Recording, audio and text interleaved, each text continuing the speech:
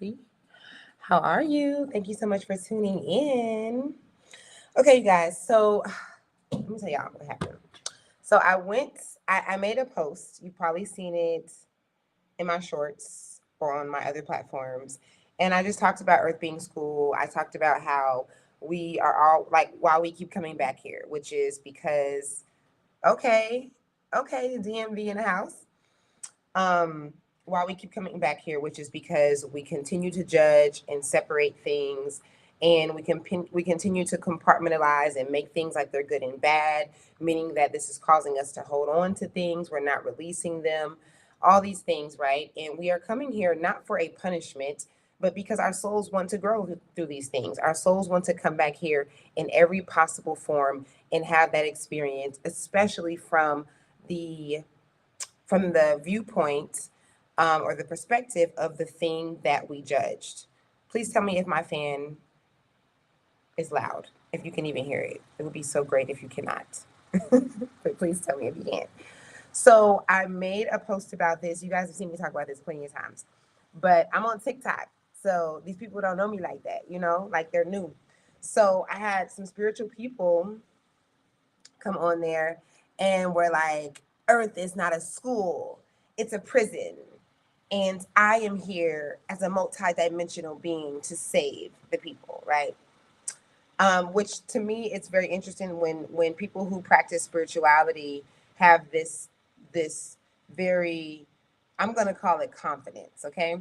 This very confident understanding or viewpoint of them coming to save everyone and things like that. Like, what is the difference between someone spiritual feeling that way and coming with that hierarchy kind of vibration than a Jehovah Witness or the holier than thou Christian, or like, what's the difference? It's the same thing. It's just a different belief system. And the reason why I say confidence is because there's some truth to the fact that the individuals that made this comment, and then anybody of you watching this who believe that, there's some truth to that. You are here to help others and to bring others into the light and to awaken others and things like that. All of us are here for that. It really wouldn't make any sense for you to be here with other people and then that not be a thing, because otherwise you would just be here by yourself. Like, there's no point. The reason for us being here with each other is so that we can mirror each other and see each other, reflect off of each other. So it's actually some truth to that. There's just a lot of ego underneath that. The fan is low. You're good. Thank you. I want the fan to not be heard at all, though. I guess that can't happen right now. But that's good though. It's not high because it sounds really loud over here. So okay, yeah. People saying Earth is not a school, it's a prison. And if you see my response, I posted it in my shorts earlier today.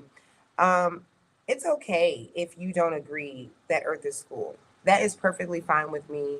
I am not here to debate you or to try to convince you. Every single thing I say, guys, every single thing that you ever hear me say and share, I want you to know that it is not to like enforce a belief on you.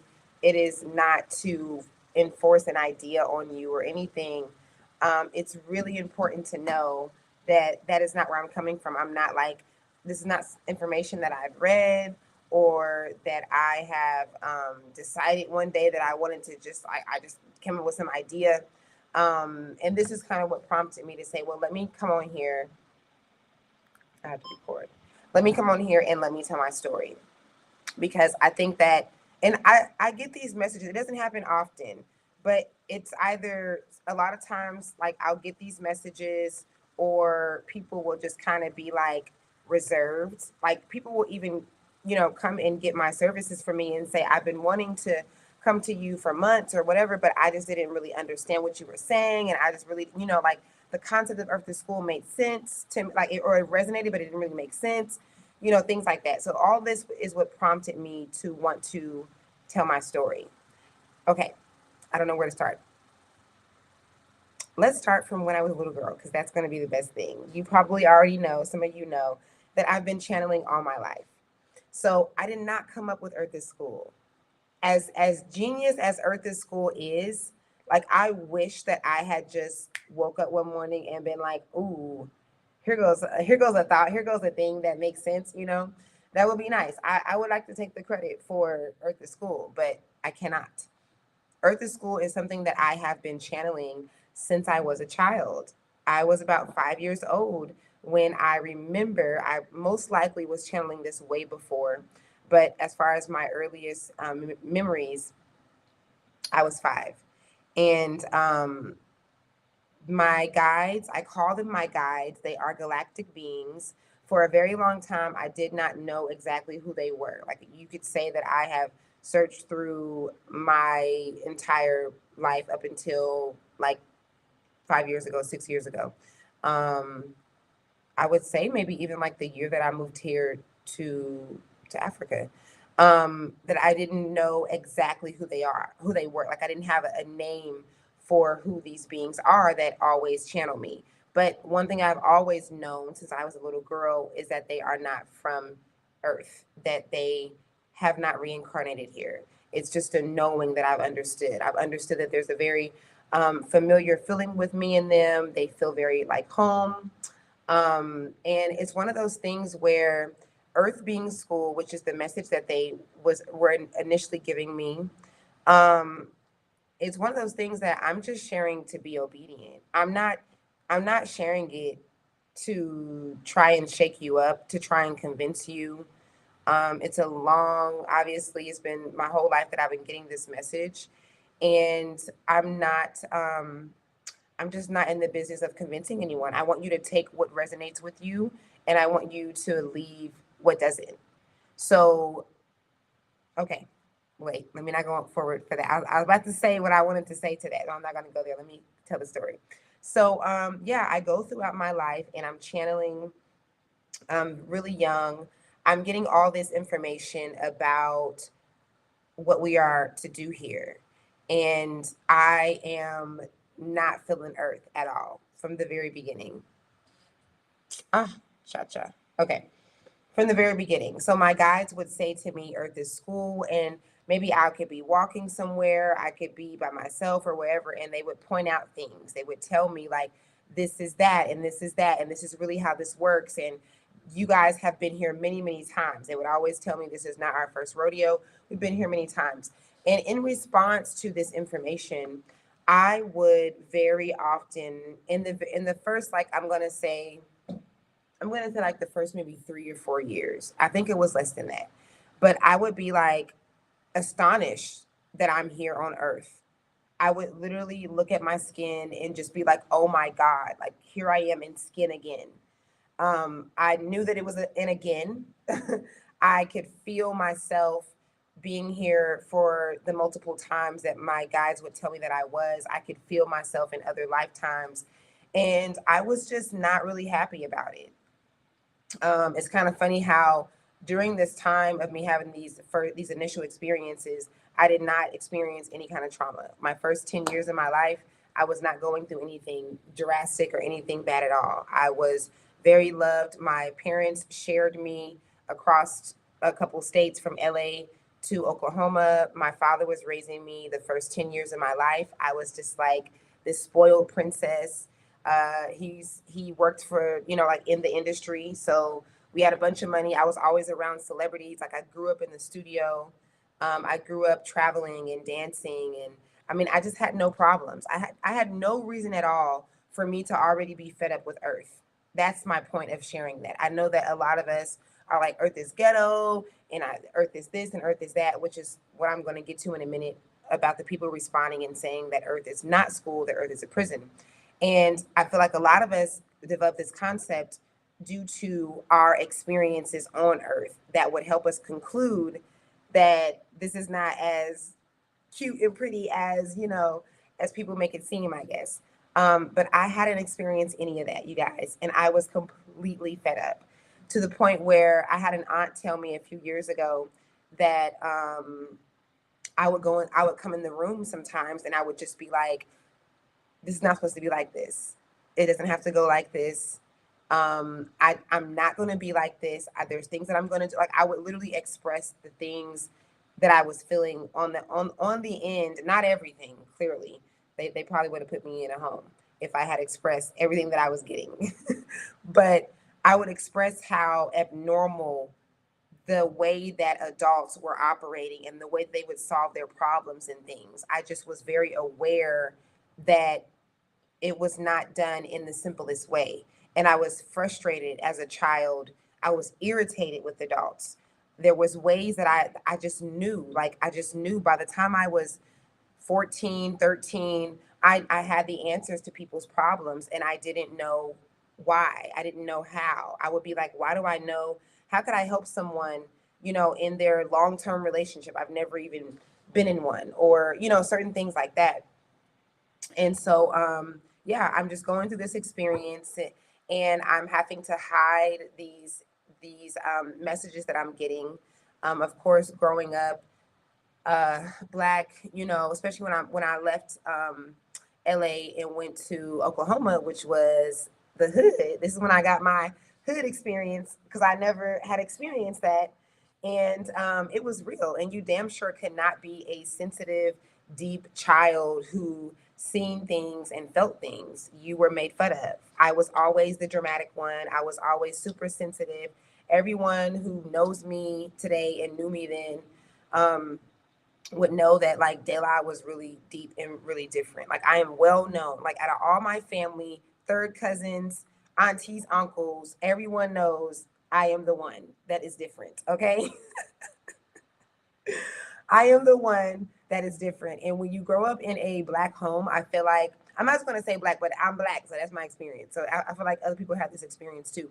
But it's just like when you are this way, it comes out in different ways. Like people are making fun of you, and you are kind of like singled out. Shout out to my sister who just transitioned, because my sister she's my little sister. She's 2 years younger than me, and she always protected me. She was always the one who understood, like, don't say that, don't do that, don't turn that movie on.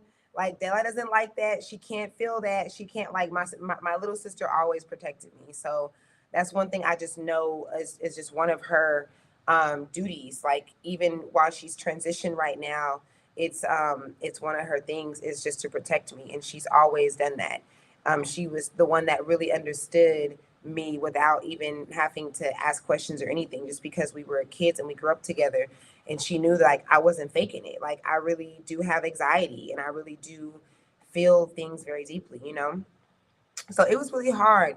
It was really hard growing up, like um being like judged and labeled.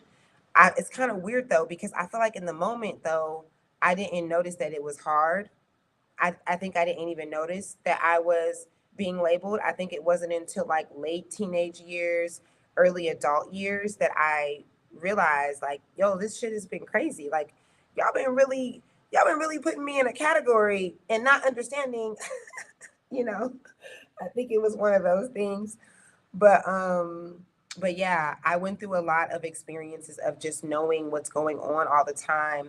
When I was in my early 20s, I opened up my own practice to coach people. Some of you guys who have been like on my Facebook for a long time, you might know my early counseling or whatever platform was called Breaking the Cycle. So I started Breaking the Cycle, which was something that my guides also gave me. They literally told me in my ear very loud that I would name it Breaking the Cycle. And Breaking the Cycle was a thing then. It was huge. It was before anybody was ever talking about like breaking generational curses and stuff. This was like 14 years ago. And I went to school for psychology. Psychology's always been a thing for me. I've always been into the mind, and the way that people operate. Obviously, if you're going to channel, if you're going to live your whole childhood channeling information about humans and beings and how we operate, you're probably going to be like obsessed with how we operate. So from a really young age, I wanted to be an archaeologist. I was really interested in like history, but history in the sense of like history of the earth. So I think I was like 7 or 8. And I was like, I kind of went from the transition of being obsessed with the history of the earth and how the earth operates, which is like archaeological stuff. And then I went into getting really deep into the brain. When I was in high school, I took psychology classes. And then when I graduated from high school, I went to school. Maybe it was like 2 years later, 3 years later, I went to school for psychology. And I dropped out because I felt like it was taking way too long to get to the point. I felt like learning about Sigmund Freud and all of these Caucasian fathers of psychology and their okay, I'm not gonna say that. Um I have to really stop. Like things come up and I'd be like, I don't want to say that. These men that had habits that people will not ever discuss and backgrounds that we should not be they should not be shoved down our throat. If you went to school for psychology, then you know what I'm talking about. And I just felt so done with that. Like I did 2 years, I think, and I dropped out. I was just like, I saw people's problems all the time. I don't need this. This is taking a long time to get to the root of how to actually get people, solve people's problems. And I felt like I was just going in this long loop of stuff when I could just go straight to the point, like I was already doing before I went to school. And so I dropped out and I opened up my practice. Literally, people would come in, and this is the most wild thing about this part, you guys. I am in my early 20s, right? I got married before I could even drink at my wedding. Like I wasn't even old enough to drink. So I was 20 years old, married. By the time I'm 22, although I feel like it was just the next year, but I think by the time I'm 22, I have this practice. And people are literally coming to my house. Everyone's always older than me. I'm always the youngest one. So these are couples that have been married for 20 and 30 years, and they're coming to my house. This is the crazy part. I'm helping them for free. That's the crazy part. Oh my God, that is so hilarious to me. That in my mind, I just was like, it's not a like it still is not about the money, obviously, but it's like I over the years of me getting away from work and being like, okay, which I'm gonna get into that whole journey and me being in the corporate place and getting out of that and stuff. But that is what it's like before then, I didn't even think of that concept. I was just being obedient to what my guides were telling me to do. And I was getting in my 1,000 hours, over 1,000,000 hours of, what do they call that? What's that called? It's internship kind of thing, but interning with myself, I guess you can say.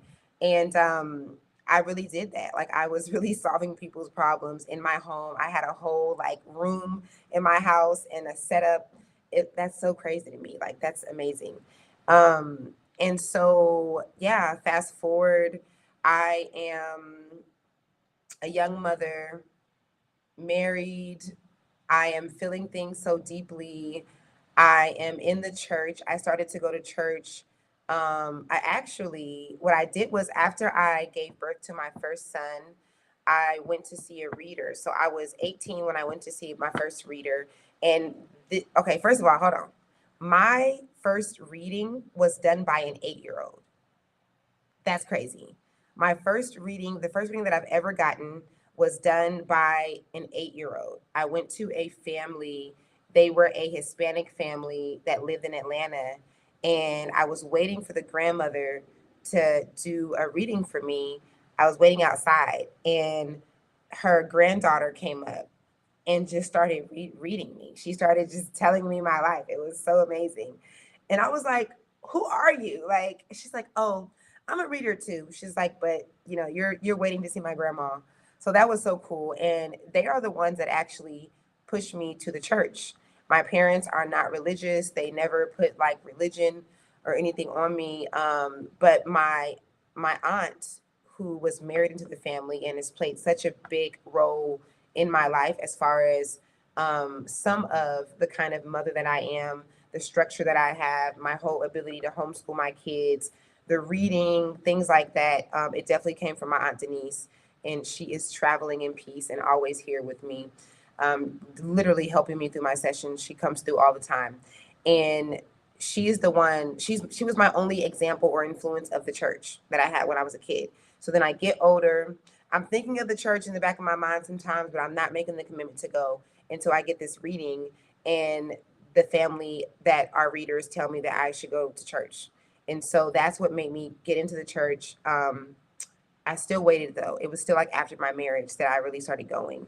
And and then after going through the church for like a few years, I decide that I want to leave Oklahoma. My ex-husband was dealing with a lot of stuff from his family. Um, they were just being drama. And I was just like, I am tired of the drama and I'm tired of like the stuckness of Oklahoma and I want to go back to LA. So we get up, we go to LA, and I go through this amazing awakening. It reminded me of, oh, wait, put a pin in that. Put a pin in that. Because what a lot of people don't know, if you've been following me for a long time, then you do know this because I talk about this a lot, or at least I did before. I was not just in the church. Anything I do, guys, I'm doing it. Okay. Like I'm doing it for real. This is just me. So I was not just in the church. I was a youth teacher in the church. I was on the dance team. I was helping the pastor coach people. I was actually going to go to school to be a pastor. Okay.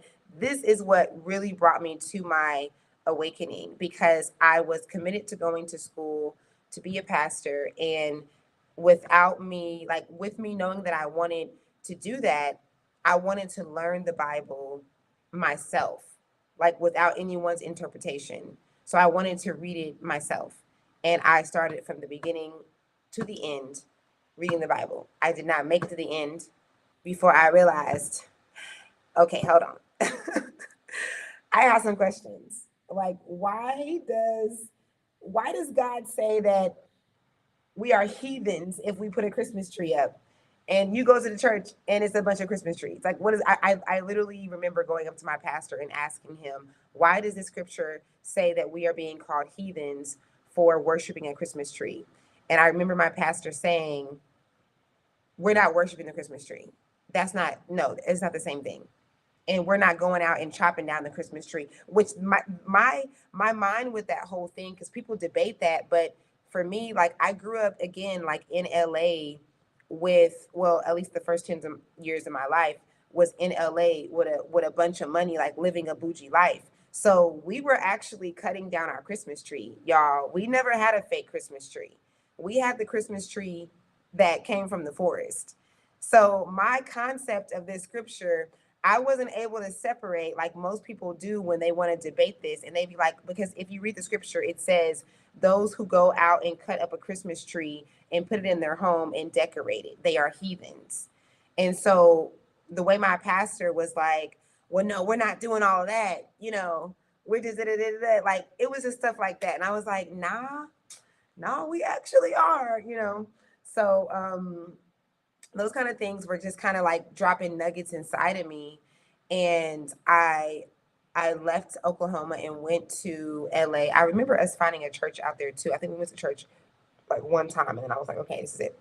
And I ended up just going through an amazing awakening. I ended up just finding things, or I should say things found me. There was like the Hidden Colors documentary that came out, which my mom actually put me on to. And everything just started to come full circle. I'll never forget. I think, like my biggest awakening moment was when my ex-husband decided to buy this book written by Michael Newton. This is actually a big deal because how the hell do I end up doing what Michael Newton does 14, like 13 years later? And I had no idea. It took me so long to even know what the hell he did for me to have had this deep experience. But my ex-husband goes online and he buys this book called The Journey of Souls, written by Michael Newton. I don't know anything about this book. He's just sitting there with the computer and he's like, oh, this looks interesting. I'm going to buy this book. I'm like, okay, cool. So he buys this book. I'm doing laundry one day and he's reading the book out loud. And I don't even know what the hell he said. I didn't even think I was paying attention to it, but he's reading this book to himself out loud. And I just get this like adrenaline of emotion, like an overwhelming feeling of like love and familiarness and emotion. And I literally turn around to him and I'm like, who is that? Like, I'm like panting, I'm breathing. I'm like, who is that? Who are you reading? And he's like, I'm reading the book. Like, I'm reading the book I told you I got. And I'm like, I know them. I know them. And I just start busting out crying, y'all. Like, I'm literally in tears. And I'm like, I know them. I know them. They've been talking to me my whole life. I know them. And I can just feel this connection between the writing. Like, he's just reading something that someone wrote in this book, right? So it's funny because I went on to read that book and it probably took me like 10 years. I think it literally took me like, I'm gonna say like, yeah, like 8 to 10. Nah, damn, it was 10 years. It literally took me 10 years to realize that the journey of souls is not a man who wrote a book. It is a man who does the exact same work that I do today, taking people into parallel realities, taking them to their life review, taking them to speak to their soul team, and he's literally speaking to souls. So when my ex-husband was reading, he wasn't reading like from a person's philosophy and what they think. He was reading the words of actual souls and what they say about earth. That event really changed me forever because it was like I knew all my life that I've been channeling. Like, I'm familiar with that within my own little secret world, something that I could never share with anyone. And I knew the information that I knew, a lot that I couldn't share with anyone. I even remember, like, even in my early adulthood, I was almost like, even in church, I was seeking for like, who's going to talk about the mind? Like, who's going to talk about the brain and all this information that I know about what has to happen with our mind? Like, when is this going to happen? Like, no one is saying anything. And I guess I was just afraid to say it sometimes, because sometimes I would share things very similar to what I was getting, but I definitely was afraid to talk about it. And that experience really made me know that I am not crazy and that I am really getting information, and it's just a real feeling. And you guys can check out a video that I uploaded like 2 years ago when I tell the story about when my family and I were leaving LA and how my guides they gave me instructions just like they did for me to come here to Senegal. They gave me instructions to go to New Mexico. And I really appreciate the fact that I even made this video, because people kind of get confused when I tell them, like, I always get the question, why am I here? What brought me here? And for a long time, I lied. Even living here, I did not tell people that I had gotten the message and the instructions to move here, because that's a weird thing to say. Like, how the hell do you say that to a bunch of people asking you that question? But that video kind of helps people understand what I mean when I say that I got the instructions, because I literally went to New Mexico. I dragged my family to New Mexico and I did not know why. I just knew that my guides told me that I had to go there. And that's it. I was just like, we have to go to New Mexico. I had no type of pre-reason to go or anything. We had no business in Mexico. We barely even had the money for us to go. But we were going further than Mexico anyway, and New Mexico anyway. And it was just a stop that I had no idea what I was doing there. And so I have a video where I tell that story and how that experience of us being in New Mexico, I ended up reuniting with my guides. This is kind of weird to say though, because they're always they're always in me. They're always me. They're really all of us, like, there is no separation. So when I say reunited, that's not really accurate terms. I guess I could say, like, maybe just like another frequency of it, like a deeper level of it, a more awareness of it, I guess. I can say a more awareness. That wouldn't be accurate either, because I was very aware. I've been very aware of them my entire life. But it definitely was like a reuniting, and maybe just the feeling of reuniting was what I was supposed to experience, because it was very much a clue and an indication to my awakening that I had just went through like a year or so before that. So we are in New Mexico, and to make a long story short, we accidentally ended up running into this reader, and my ex-husband is like, you'll never believe like who, there's this lady outside and she's a reader. Like, I wonder if that's something, And I was like, that is something, because he ended up having to park the car. There was no parking spaces, so he ended up having to park in front of a reader's house. So that's why he mentioned the reader. And I was like, oh yeah, like, let me see, what that's about. And so I call the reader up and I'm like, I think I'm supposed to come here and see you. And she's like, I just had someone cancel and I think you're right. I am supposed to speak with you. So yeah, we go there. My guides come up and they are up to the point where when she's talking to me, I am not even there. I literally tap out. I go into another like quantum reality where I can see my guides, I can feel them. They are greeting me. They're telling me what a good job like I've been on, and we're so excited about my journey, your journey. They're talking about all of us, and they're just reminding me of what this is and how it's really temporary, and how this is a template for us to grow, and that I need to get my levels in, which is something that they've always told me, that you have to get your levels in if you don't want to come back to earth. So that was also a part of like a big moment in my journey with me, resonating with me channeling. I'm sharing all this because every single one of you guys are channelers. Every single one of you guys are. And it's like the same thing that happens to us when we're born. Like, we go through this amnesia feel. I give the example of the switching of energies when we are coming out of a sexual experience. When you are like in the room having a sexual experience, and you're like, in that moment you're in a certain frequency, literally you're in a certain trance, and then after that is over, it's like the frequency is just turned off. And then bills are there and whatever else you have to take care of, you got to run to the store, you got to do things, and then that's a completely different frequency. So this kind of thing, I know that's like an extreme example, but it's a really good example because you guys know what I'm talking about. And that happens every moment, every second, all the time. There's always these shifts of frequency. And so the understanding of myself channeling, it's really like interesting, because without these type of events, like what happened when my ex-husband was reading, or me going to New Mexico and being reunited, like those kind of things were kind of like key points in my journey to let me know that I'm not tripping, I'm not crazy, I really am doing this. And you guys have the same type of experiences as far as channeling, but you might not be having the same experiences that are showing you so broadly and so, so apparent that you are actually doing that.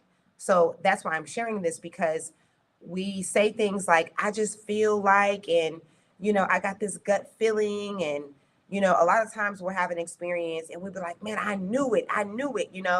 And there's just this real disconnection because of the frequency exchange, and also because of our programming on earth. We're told that you have to be a specific person, someone special. We're told that this is a gift. This is not a gift. It's just an ability. It's just a normal human thing. It's not even like a superhuman thing. It's just normal. We should just call it a normal human thing, because that is exactly what it is.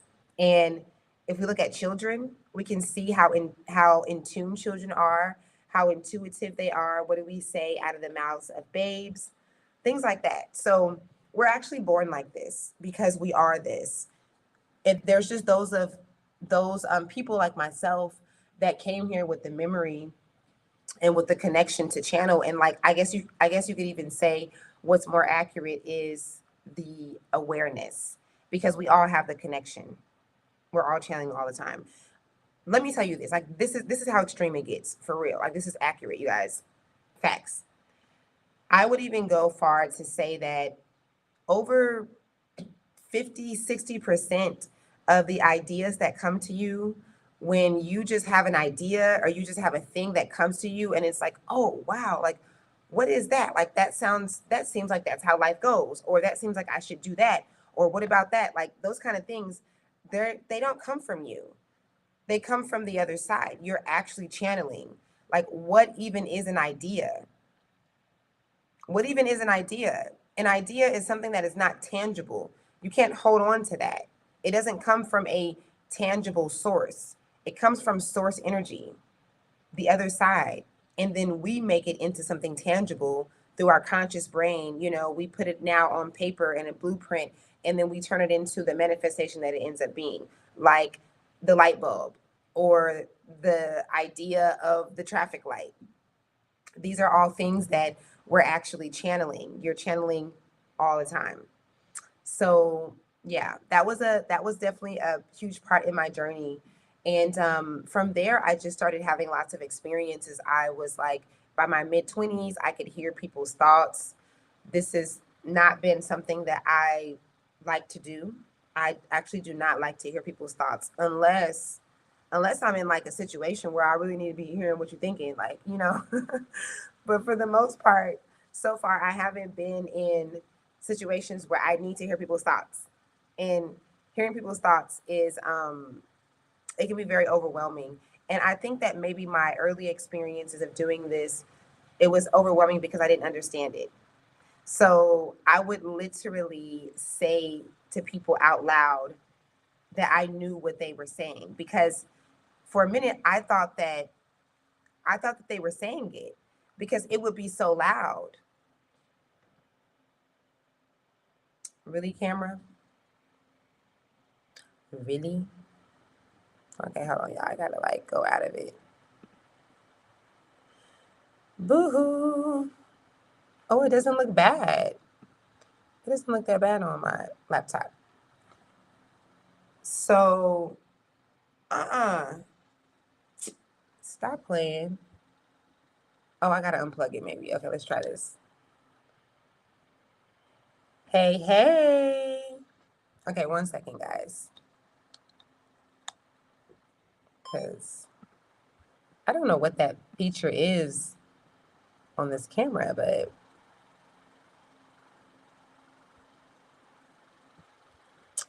baby, where is my...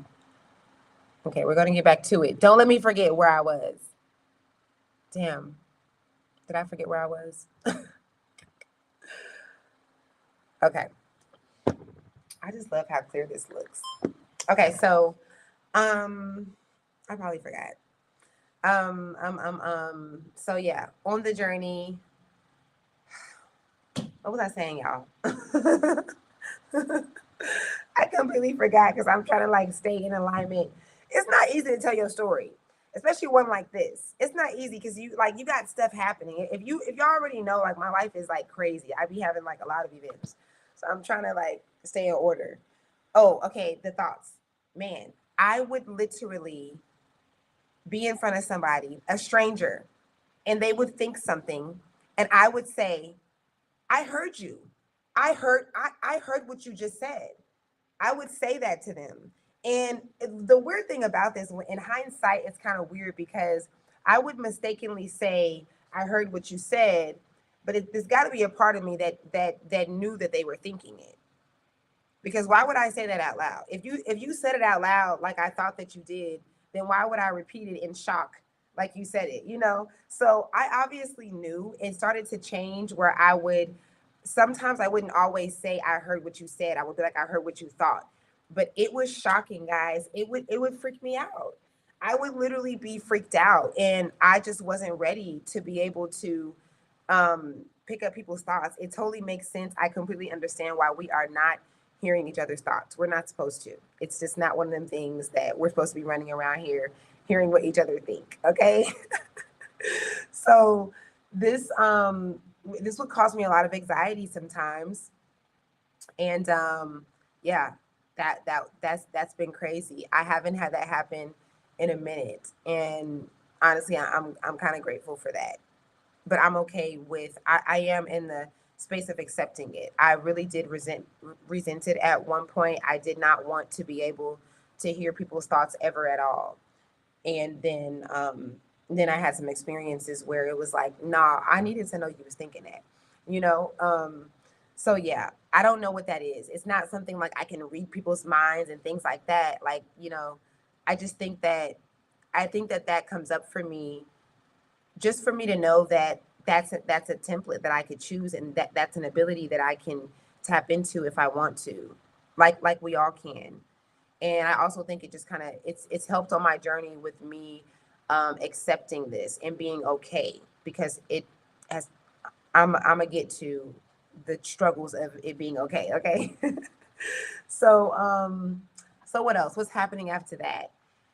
After that, I'm living my life. I am going through my life. I'm going through my love experiences.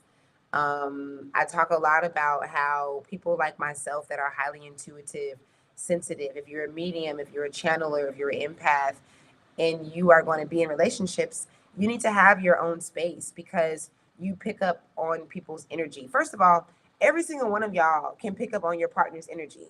You know how, like, when you're into somebody or you're with them, especially if you live in the house with them, if they are off, even if they're good at playing it off, then you can literally feel it.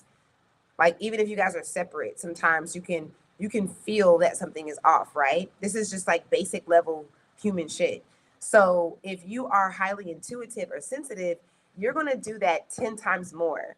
And you may or may not have seen me talk about how one of the biggest challenges in a relationship is to be with your partner. This is like when you're a genuine person, like not when you have like motives and shit like that. But if you're genuinely in love in a healthy way, then it's really hard for you to not like take on your partner's energy, right? Like, if your partner is upset, if they're going through something, if they're irritated or irritable, if they have a negative thought process, certain like pessimistic mindsets and things like that, you can pick up that energy really easy and you can make that your own. And it's one of the biggest challenges in relationships for someone to be with someone that's offended or that's jealous or whatever, and for you to not make that your experience as well. So I'm going through all of that, like being an empath, being a deep soul, and being in relationships and not understanding what that means for me. Just going through that and just being like, damn, like I'm highly sensitive. I can really feel things. I can really see things. Um, and then, of course, I guess honestly, before we went to New Mexico, I had already gotten the message about me moving to Senegal. So I had known, like, back in 2012, 2013, that I had to move to Senegal one day. And it was a very clear thing. If you've been following me for a long time, then you see me talk about it. If you've been here with me over 10 years, you definitely see me say that I have to go to Senegal. And I never knew a person here. I didn't know anything about Senegal. I had not even heard of Senegal, you guys, before I got the message that I had to come here. I had to go on the map and learn about Senegal. That was my first time seeing Senegal. And that was a hell of an experience, because internally, on my entire journey, like from the moment that I have been channeled, that my kids, like Kyoko, my daughter, she's an artist. She's 13. She was 4 years old drawing pictures of Senegal, because my kids grew up with me telling them that I'm receiving a message that we have to go to Senegal. So that's how really it has been for me, while also denying that this is even really a thing. And this is really why I want to share my story with you guys, because it goes along to what I just said earlier about how easy we can deny this stuff because of the programming that we have in society, the judgment, and then also this frequency exchange where it's like you get out of it. Like, you have the channeling experience, or the downloads, and then you get out of it because life is going on and whatever else is happening. And I think for me, I'm not ever really feeling out of it. It's really, really such a part of my being. Um, but I can understand the concept of that being a reality for people. And I also have experienced that sometimes as well. So there's that. And so yeah, I go through this journey of me getting here, and I am very much in the knowing, like almost in pilot mode. There's so many things about my journey here to Senegal that just, I wasn't even there, y'all. Like, I wasn't even there. I was just I was just tapped out, and I was just allowing for everything to take place. If you don't know about my journey to Senegal, it was a lot, in the sense that I was robbed by a couple. They stole thousands of dollars from me. They tried to like set me up and get me to not come to Senegal. Um, and I was able to, months later, obviously I was able to make it here, and I was able to take them to court and get the money back, which was something that I never wanted to do. I didn't even try to take them to court, y'all. I took them to court on an accident and won my 5,000 something dollars back, which is so hilarious because I didn't even try to. But I came here with less than $200. And that sounds crazy to so many people, but it was not crazy to me. It literally took me like 3 years to realize, oh, that was actually crazy. Because in the moment, I can just feel my guides the whole time. The whole time that me and my kids are living in New York, a place I've never been to. I'd never stepped foot in New York. And we went from Manhattan to living in the Bronx. And it was the most amazing experience. It was some of the funnest memories that the kids and I still talk about today. And it was supposed to be a tragic experience. It was like, according to the person that tried to have me have a horrible experience, it was supposed to be bad. But it ended up being so good. And my channeling just got stronger. My intuition just grew. And I could feel my guides all the time, you guys. I'm in this little Bronx apartment, and they're telling me, Dela, this is not just about you. Like, this is so much bigger than you. You are on a mission for a lot of other missions, for a lot of other people that are on missions. And I was just really in the knowing of what I needed to do. Oh, oh, that's my best friend calling me. Okay, I'm gonna call her back. Hold on. Because her birthday was yesterday. And I was like, why you didn't answer my call? Hey, I'm gonna call you back as soon as I get off live. Y'all, I need to get off this live because it's 2:00. Okay, so what's happening? I'm on my way here. I'm getting all these downloads and things. Let me go back, y'all. Like, let me tell y'all about the different things that would happen with like synchronicities and my intuition. Like, I remember one time, this was before we made it to New York City. So we were in Oklahoma. I was finalizing the kids' passports, and we were on our way to New York so we could be on our way here. And I'm just giving like little channel nuggets, right? I am coming home from Trader Joe's. I come into the house, and I have like this outer body second. And I hear, white man going to make your stay harder. Right? This is what I hear. The kids and I are staying in like this Airbnb kind of place that I rented out. And I'm walking in the house. I have groceries in my hand, and I just hear, white man going to make your stay harder. And I'm like, what? Like, I stopped, like, what the hell is that? Like, why would I even think that? Again, this is why I'm sharing this with you guys, because you guys think that you're always having thoughts. Most of the time, when you are getting information and these downloads and these epiphanies and things like that, it's not actually a thought. I have just been aware of this because I've been doing this for so long. I've been having this experience for so long that I'm understanding that, wait a minute, what's going on? Like, what are you guys saying? So I'm like, that's weird. Why would that be a thing? And I go on with my day.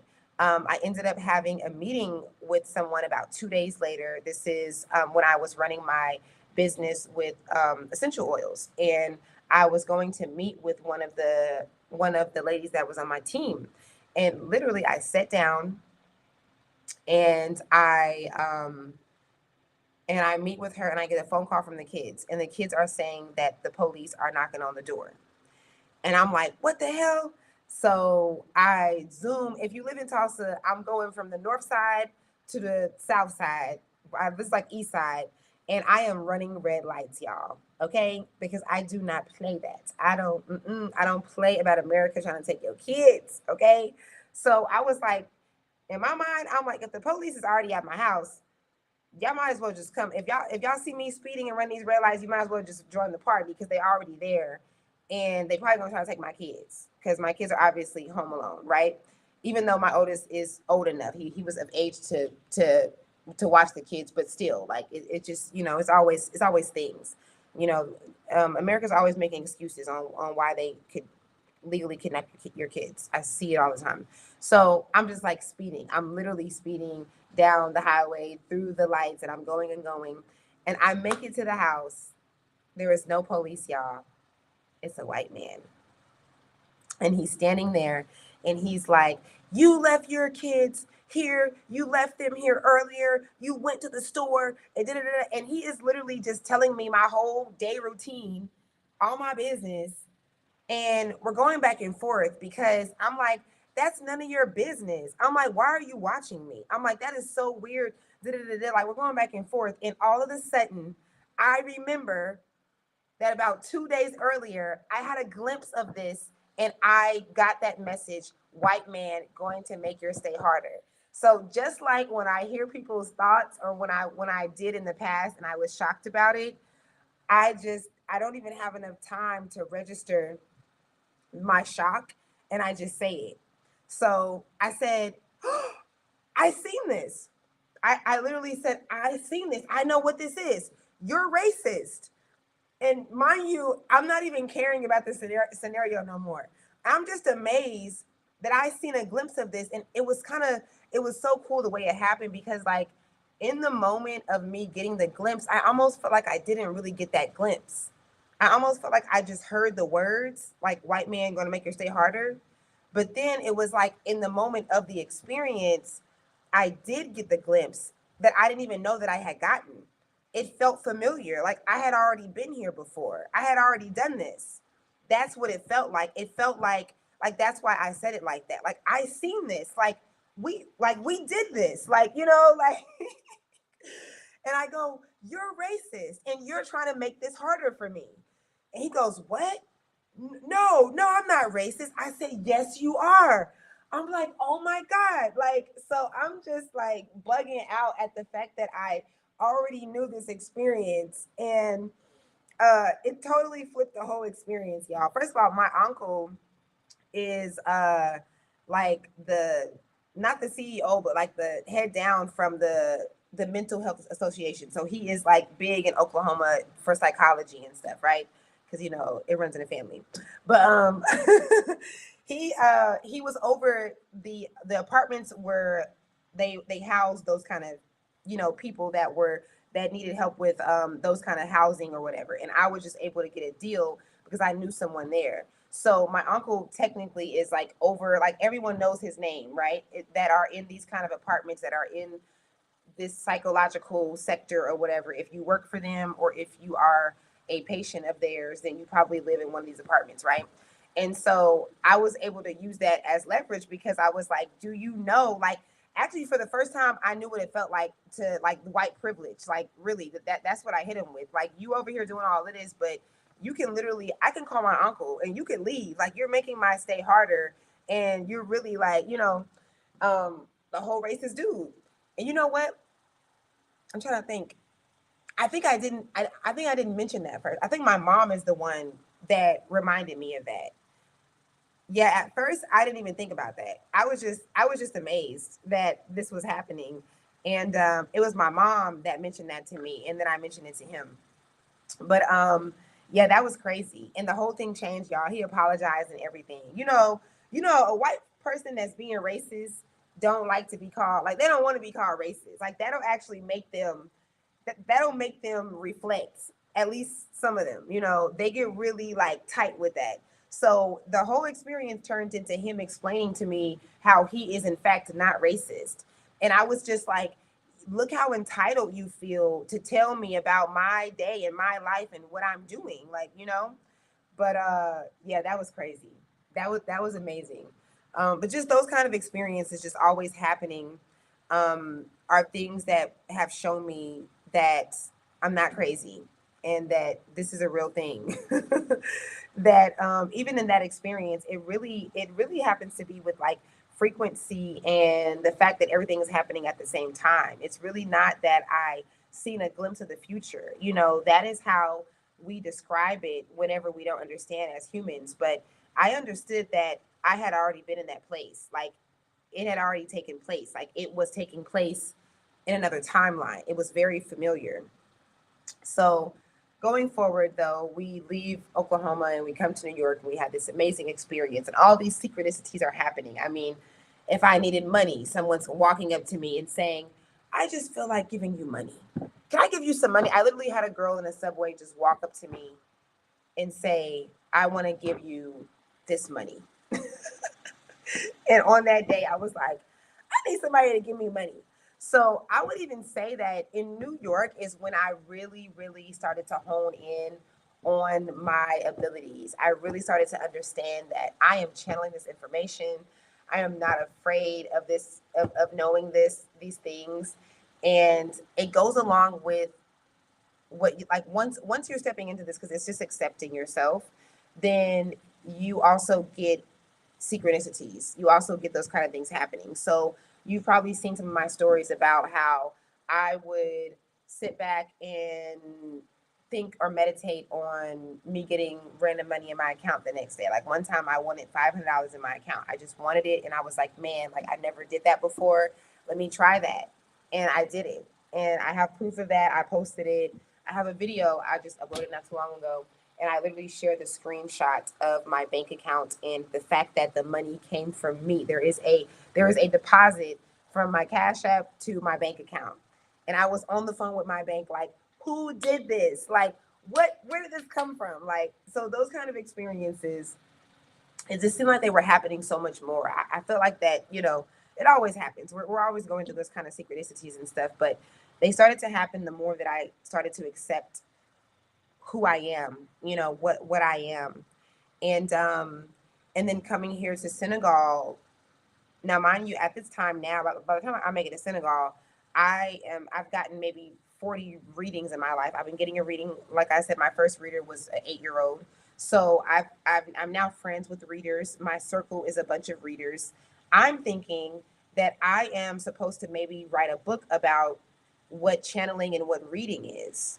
Like, I'm thinking that I am so like, I'm like, oh, like my experience with channelers and readers and stuff, this is how much you can be so aware of what you're doing and experiencing on a spiritual level, and you can also be in denial. And the denial just comes from all those years of people like making fun of you and shutting you down, and you are being labeled as crazy, and you're not allowed. And also other timelines, you guys. Like, if I had $1 for every time I do a session with someone who was unalived or punished or stoned, something like that, for telling their truth, for telling the truth, going against religion and sharing like spiritual truth, like esoteric truth. It's very common.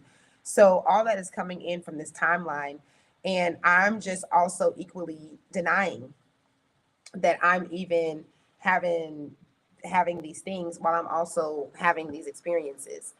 And so I might have was going somewhere specific with the story, but let me just keep going. So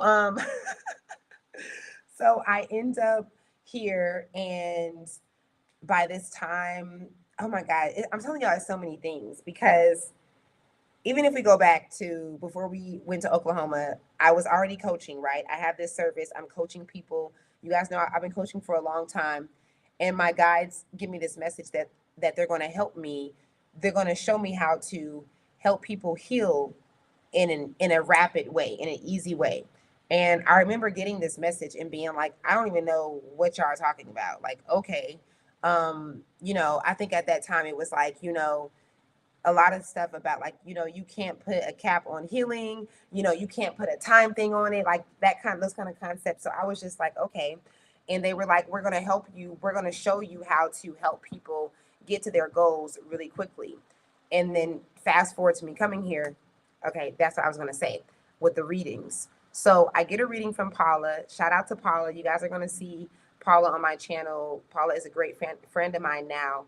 And I met Paula the year before we moved here. And I remember Paula telling me that she seen me here in Senegal, in the market, with my ears ringing and receiving messages, like channeling. And what's so cool about the detail of my ears ringing, if you don't know, when your ears ring, it's your guides. It's us on the other side giving you messages. You know, anytime that someone is channeling like you do, reading like you often do, um, it comes through to us on this side as words, like language, because that's our earth experience. But on the other side, it's not that. It's sound, it's frequency. So the ringing of the ears, it's coming from your internal you. It's coming from what you really are, the light being that you really are, not this little speck of a spirit that is being activated by, you know, with this avatar, through this avatar. That's what you're actually hearing. And honestly, guys, this is what's so cool about my journey. A lot of this shit I didn't even believe in before. Like I wasn't even like, it just comes up in my life, and I have to obey it. I have to believe it because it's in my reality. So for a long time I did not believe that the ringing of the ears was connected to that. I used to be like, I would see people say that and I would be like, y'all probably just need a cleanse. Okay, you get ringing of the ears, you probably just need a cleanse. You know, like I'm suspicious, you guys. People think I'm just so like, because I'm so free and open, I am very suspicious. Even the sessions that I do, my MDR sessions, my suspicion might be over now. Like after my 100th session, I've done this about 100 times now. I'm still suspicious. It's why it took me so long, because I'm like, is that it? Is that real? So I am not the one to just go with what everybody is doing and saying. I'm the last person to do that. So yeah, Paula tells me that I'm going to be here with my ears ringing, and it's crazy because since my sister passed, my ears have never rung so much. And I've gotten this confirmation. I've gotten this confirmation in the sessions. I'm asking the souls what's happening when our ears are ringing, and they're like, "That's us." I had one session when they said, when your ears start ringing, pay attention to what's happening, like what's going on at that time, because it's us. Like we're giving you something. What are you resonating with? Like what comes out when that's happening, you know? So that's a thing. And so yeah, I come here and I'm doing my thing. I'm going off of my passions. I give myself this um I give myself this challenge or this commitment. When I was in New York, I said that if I make it to Senegal, then I'm going to dance outside and not care. That was a commitment that I made. So if you've been following me for 5 years now, because that's how long we've been here, then you probably don't know that when people was looking at me like dancing on those videos and TikTok, and everybody thinks I'm like, just, you know, oh, I'm just a TikToker or something. No, this is, everything I do is personal. Okay. This was a personal thing for me. I had to fulfill my promise to myself that if we made it here, I would just be unapologetic with my dancing. And it was really cool because New York kind of prepared me for that. You know, New York doesn't care about what you're doing. So I really started there in New York dancing like I'm in Broadway. Like this is also it too, guys. Like my journey here, and through me accepting myself, and more importantly, being obedient to my intuition, I really learned how I just learned how to completely let go. I just really learned how, you know, making plans is crazy when you think about it, because they're meant to change. let's Let me rephrase that, because some of you guys are getting anxiety just from me saying that. Based on our system, it makes you think that you're failing and you're not adulting right if you don't have plans. So let me rephrase that. You can make your plans, okay? I personally say that you should set goals, but make your plans. But being wrapped up about them, not letting them go, write down your plans, but then let them go. Because the craziness in the ego, in believing that you actually know what is supposed to be, that you actually can just write down, this is what's going to happen next, and this is what it's going to be, and that's going to be like that, and then getting upset when it doesn't happen, you're crazy. That's us as humans. We're crazy for that. That is so egotistic.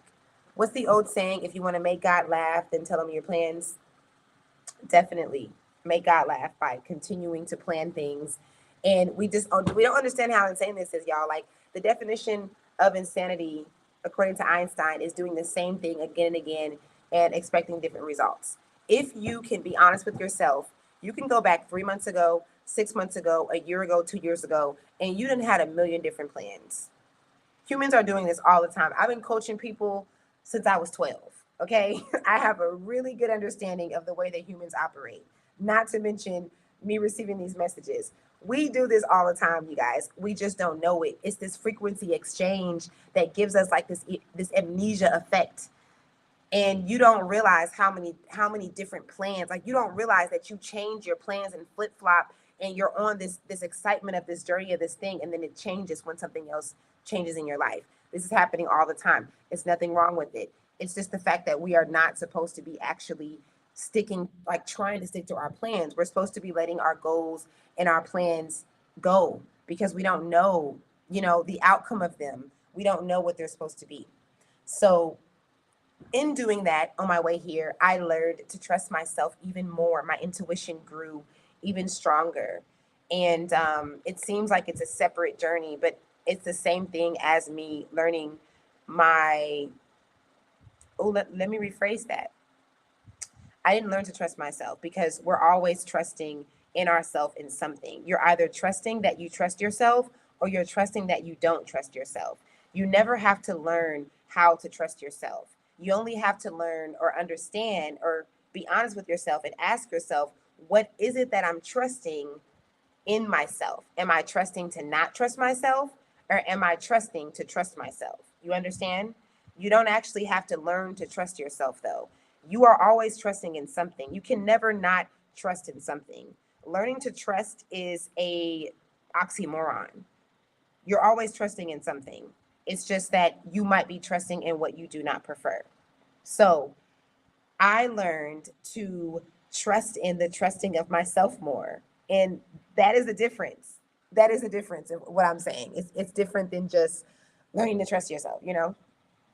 So with this, I am accepting myself more and my abilities. I am getting downloads more, and I'm saying, yes, I got that. I'm going to do that. I get that. And I'm being less afraid throughout my journey.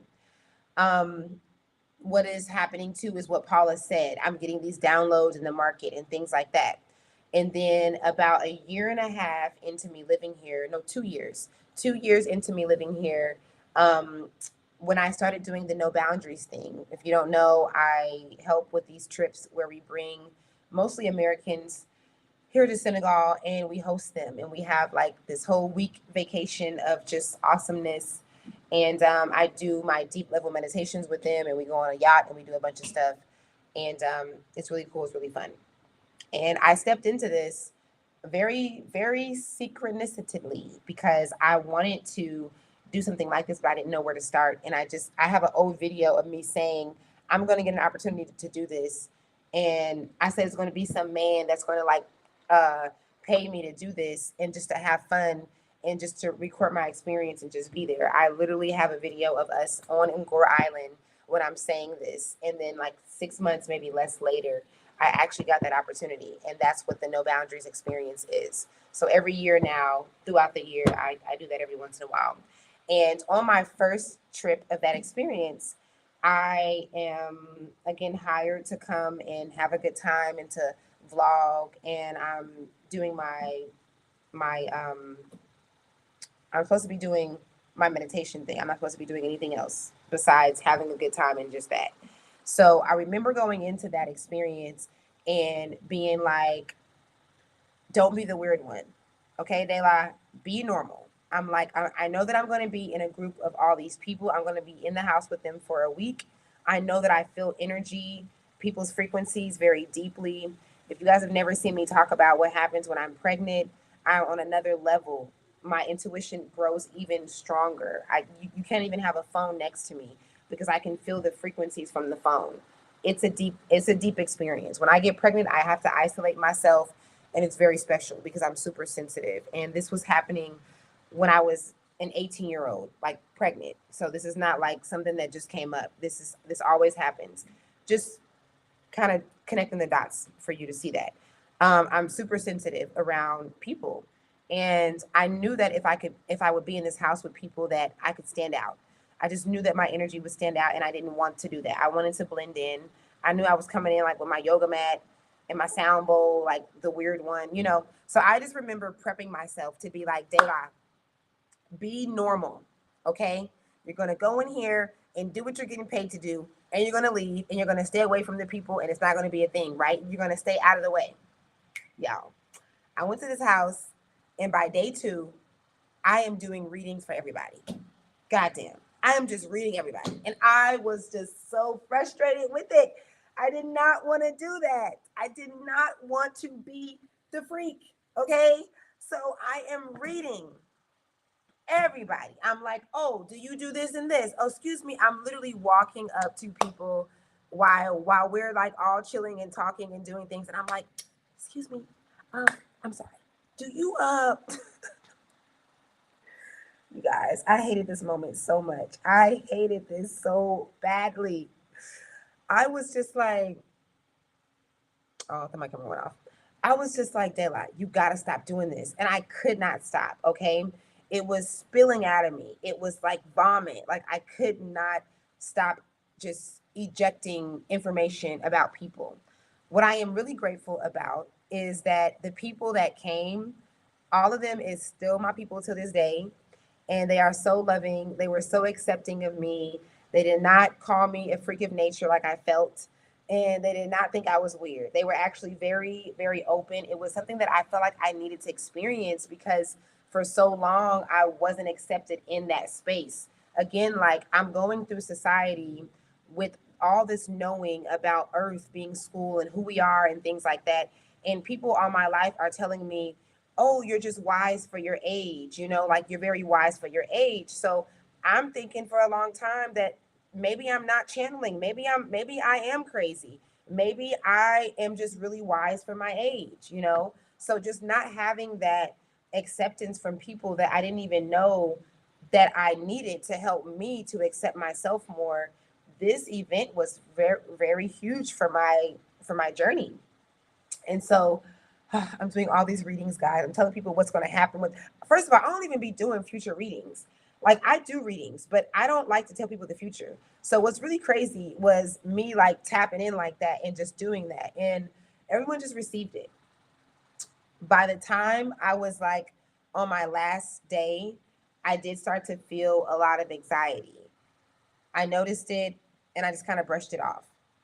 I went home, and within 3 days, I went under a complete anxiety attack, a massive, massive anxiety attack. Shout out to Pat Longo for this book, The Gifts Beneath Your Anxiety, that you guys probably are tired of seeing me share, but I am not ever going to stop sharing this book. I did not have this book at this time. Okay. I didn't actually get this book until last year. Okay. So this was 3 years ago, 3.5 years ago when this happened. And Pat Longo ended up being my mentor later, but I'm going to tell you how I found her. So I'm going through this anxiety attack for 3 days, y'all. And when I tell you, this part is so important because people do not understand what anxiety truly is and where it's actually coming from, and how much is coming from you just being a super intuitive being super in tune. Um, I almost lost my mind. Like I just started to question everything. I was thinking that maybe I hadn't been channeling the experience of me with the dude that was trying to make my stay harder. I started to think maybe that didn't even happen. I remember calling my ex. There was a time that I had heard somebody's thoughts. One time when we were trying to book a hotel, I could hear the guy's thoughts, and I ended up telling him what he was thinking, not on purpose, but just in shock. And that was an experience that I had with my ex. So I know that I was not the only one that knew that was happening. And I called him in the middle of my anxiety attack, like, did this really happen? You know, and he was like, are you okay? Like, I was really like tripping, you know. That was crazy. And I remember what happened. Two things happened. I was like praying for like some relief from this anxiety. And when I got done kind of going into like this meditative state and just talking to my guides, like, help me, like, what the hell is this? I open up my eyes, I go to my phone, and I see a video of Pat Longo. She's on YouTube, and she's talking about having anxiety and having gifts and abilities. And she's explaining this thing, and she has this technique that literally helped me in that very moment. She has this technique of her breathing and releasing the information that you're picking up from other people. And that is what helped calm my anxiety attack. Um, After that, though, like in between that happening, it could have been like a few hours before or maybe right after. I had explained to my Senegalese friend, she's Senegalese American, I had explained to her that I was having this experience and all the details about it. And she is kind of spiritually inclined but not really well versed in the subject. She's Muslim. And she was like, okay, Dayla, I don't really know exactly what you're talking about, but she was like, what you just described to me, the only time I've ever heard that was from my uncle, who is a well known shaman here in Senegal. And she said, when he shared what you just shared with me with my family when he was younger, they put him in the crazy home. Yeah. Shout out to me not having that experience, because a lot of people have. A lot of mediums and channelers have been placed, okay, because their families thought they were crazy. And so she's like, my uncle can understand. She's like, he, out of anybody that I know, he will be able to tell you what's going on. This makes me want to cry because this is so crazy how far I've come, and I better not fucking cry. Okay, so um so man, I go to the shaman's house. He is English speaking. He only speaks no English speaking. He only speaks Wolof, and so she's having to translate. And we start the experience, the session or whatever. And he just looks at me and he goes like, "What are you afraid of?" He's like, "Why are you afraid?" And she's translating this to me, and I go, "I'm afraid of seeing the dead." And I didn't even know that I had a fear about any of this. First of all, I'm like, who said I was afraid? Like, you know, but he knows, because the anxiety comes from the energy of picking people up, but there's the fear of interpreting it, which I'm going to get to in a minute, because that wasn't my only time having that experience after reading people. And so I go, I'm afraid of seeing dead people. I'm like, I don't want to see dead people. And this might have been a thing to me because I had so much experience with readers. Like I said, my circle have been readers over, like 10 years at this time now. And my friends are, they're channelers from all these different ways. So some of them literally see dead people, literally. Some of them will be on the phone with you and be like, hey, your uncle is in the phone. Like, your uncle's standing behind you, like, literally. And just those experiences like that, like, just, not myself, but knowing people that have. And then I know how I have been traumatized through those kind of things through movies, because I would feel them very deeply. And so that was just a fear that I didn't even know I had. And that was kind of like me going into my abilities to see things and to know what's going on in people's lives, and accepting that I know, like, what the answer to their problems are, while I'm going around the house and I'm picking up energy. It's like I knew internally, oh shit, this is a big thing. I could end up seeing dead people, And so that became a fear without me even realizing it. And he goes like, you have to let that go. He's like, you have to let that fear go, because you don't know the different type of experiences that you're supposed to get from you tapping into this ability. And he just really gives me some really good confirmation that I really didn't know I needed. He tells me um, that people think I'm crazy because I see things and I know things that are going to happen years before they happen. And he says, like, in the moment, if it seems like that cannot happen to their life or that cannot happen to the world, then I just look like a crazy person. And then he said about 10 years later or less than that, the thing will come. And I needed him to tell me this. I did not know that I needed to know that, because it's just like, you just don't know. Like, you have these thoughts, you have these maybes, but like having someone else, really confirm that to you is just really validating. And I believe in validation, not in the vain way that we talk about validation, but I believe that we are all here to help validate each other. Seriously. And something like this, I needed that. So he gives me all this information about myself and what I'm doing and all this stuff. And it was really good for me. I was able to step further into accepting what I do. Going forward, what else happens? What else happens after that? After that, I begin to, I have my first experience with MDR.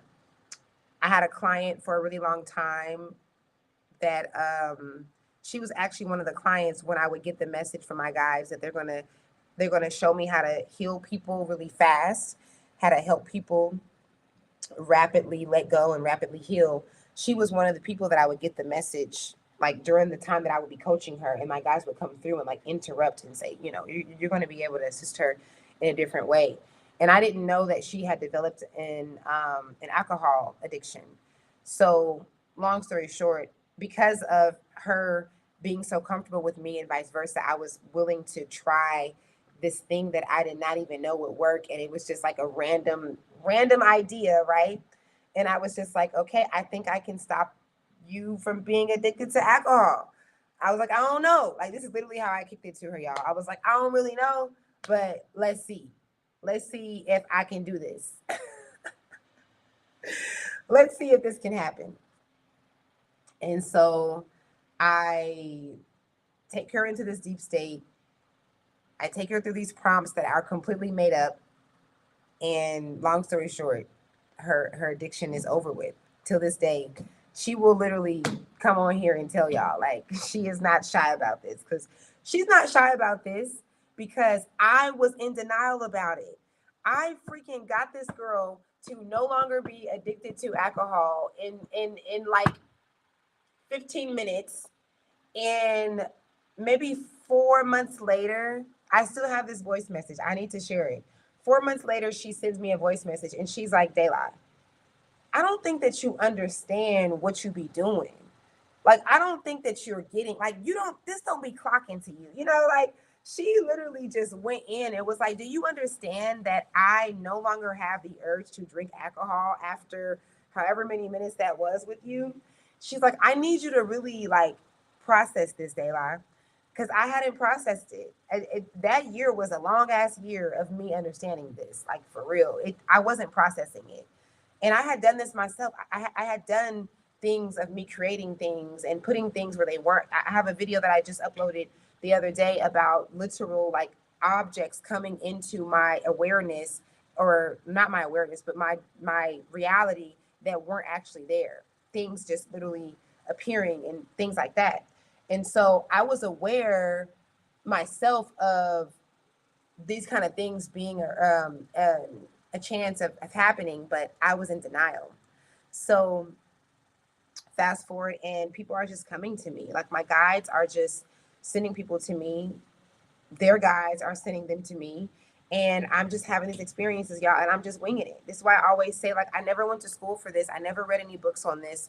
I just went through experience of being obedient to my intuition. And I am going on every single, year, every month, every few months, people are coming to me and they're having these experiences. I'm helping women give birth without pain, which also was a huge channel thing for me. And as I'm doing it and I'm succeeding in it, that is what's giving me the confirmation that I'm doing the right thing. And this is really what I'm supposed to be doing. And this actually does work. So fast forward to, I do that for like 2 years, right? I'm just practicing, training of this thing. And at the time, I am taking people into a parallel reality. My God, was this so, I want to curse so fucking bad, because this was hard for me to describe to people. Not because I didn't understand it, it's because you guys didn't understand it. And it's because social media was telling everyone, meditate, meditate, meditate.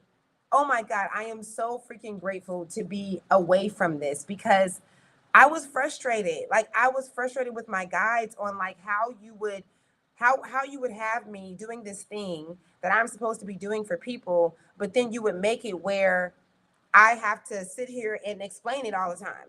And where people are not getting it. Like this was my frustration. Now I get it for real though. I get it. It's because I have to explain it in order for it to become everybody to know about it, right? Like obviously. But at the time I was like, damn, like I'm tired of talking about this. And people weren't getting it. People were thinking that I was just talking about meditation. I remember being in my stories and being like, this is not meditation. It's not meditation.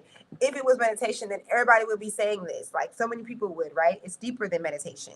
So I went through that. I went through all the experiences that would bring me to doing that. And then oh my God, it's amazing. Like quantum leaping. People want to move out the country. People want to manifest new incomes or change their job. And I'm literally taking people into that reality that they desire and bringing it closer to them. And we are seeing results. Okay. This was 3 years ago.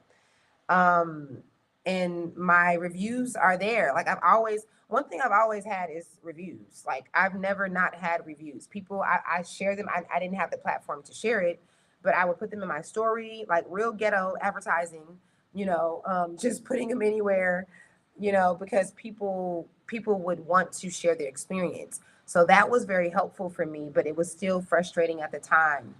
And so then I start to get this download that I'm supposed to be taking people into parallel lives for them to experience their past lives for trauma. I ain't want to do nothing with no trauma. I didn't want to work with trauma because I wanted to just stick with the happy light stuff. Okay. I want to help you manifest with ease. All right. I was like, I don't want to do that. Don't make me go into this darkness of trauma and all this stuff of what I was assuming, that it would be. Because when you hear trauma and when you think of healing, you think ugly, you think this ugly thing going on and all this, this deep stuff. You always hear people say it's not pretty and all this kind of stuff. And I know that from my own personal healing too. So I just didn't want to get that deep. And honestly, y'all, I was skeptical of people being able to like take people into another reality to fully experience that. If we rewind, which is a weird thing that I was skeptical of that, because if we rewind over 10 years ago or before that time, over 10 years before then, what was happening when my ex-husband was reading Michael Newton's book and I was connecting with those souls and I knew that those had been my guides. Like Michael Newton does the same freaking thing. And I had never connected those dots. I read that whole book like to my kids. I had never connected the fact that those were souls. It took me so long to understand, like literally, that's a 10-year span or more to understand that those were souls speaking and that he was doing the same work that I was denying myself of doing. So, leave a comment if this story is interesting to you. Leave a comment, hit a thumbs up, all that cute stuff, because y'all ain't saying nothing in like 40 minutes, but I'm assuming that that's because y'all really are like tuned in. Okay. So let me know if this is interesting to you. So, okay. What happens? It's about to get real. So, they're telling me that I have to do this. And I'm like, I'm not doing that. I'm going to stick to happy stuff and I'm going to stick to helping people stop their habits and go into the parallel reality. I'm not, not parallel. I wasn't really saying parallel. I was just saying like quantum leaping kind of thing. And even that wasn't, even you couldn't even say quantum. Like people were not even getting quantum back then. And so I reach out to Pat, right? Remember, I found Pat 2 years prior, or maybe a year and a half prior, because I was going through that anxiety attack after reading everybody. And Pat ended up having this technique that really helped me. And I don't even know what else, maybe. Like, I never even, like, I mean, I guess I stayed up with her, but Pat is old school. Like, she'd been doing this. I mean, she's no longer, in the physical form with us, but she had been doing this for like 30, 40 years. So she was really old school. She wasn't like a bunch of videos on YouTube, like stuff like that. She wasn't doing that. So I don't really even know why I went to Pat. Like, let me not say that. I went to Pat because of what Pat told me. Is my guides had sent me there. That's really the truth. So I go to Pat because I want to know if I am tripping about getting this message that I'm supposed to take people into past lives to release trauma, like to have them do this whole thing. And I'm just like, I only go to her for this. Okay. Pat is a psych. She was a psychic herself and she trained people to be psychic. Okay. If you know Teresa, I can never pronounce Teresa's last name, but she was on a show. She's like the most famous psychic in the world right now. And they actually had I think it's like the only psychic show. And they had a show years ago. And Teresa was trained by Pat Longo. And Pat Longo always told me that I reminded her of Teresa, which was very, very nice confirmation and validation that I needed so much. But thank you.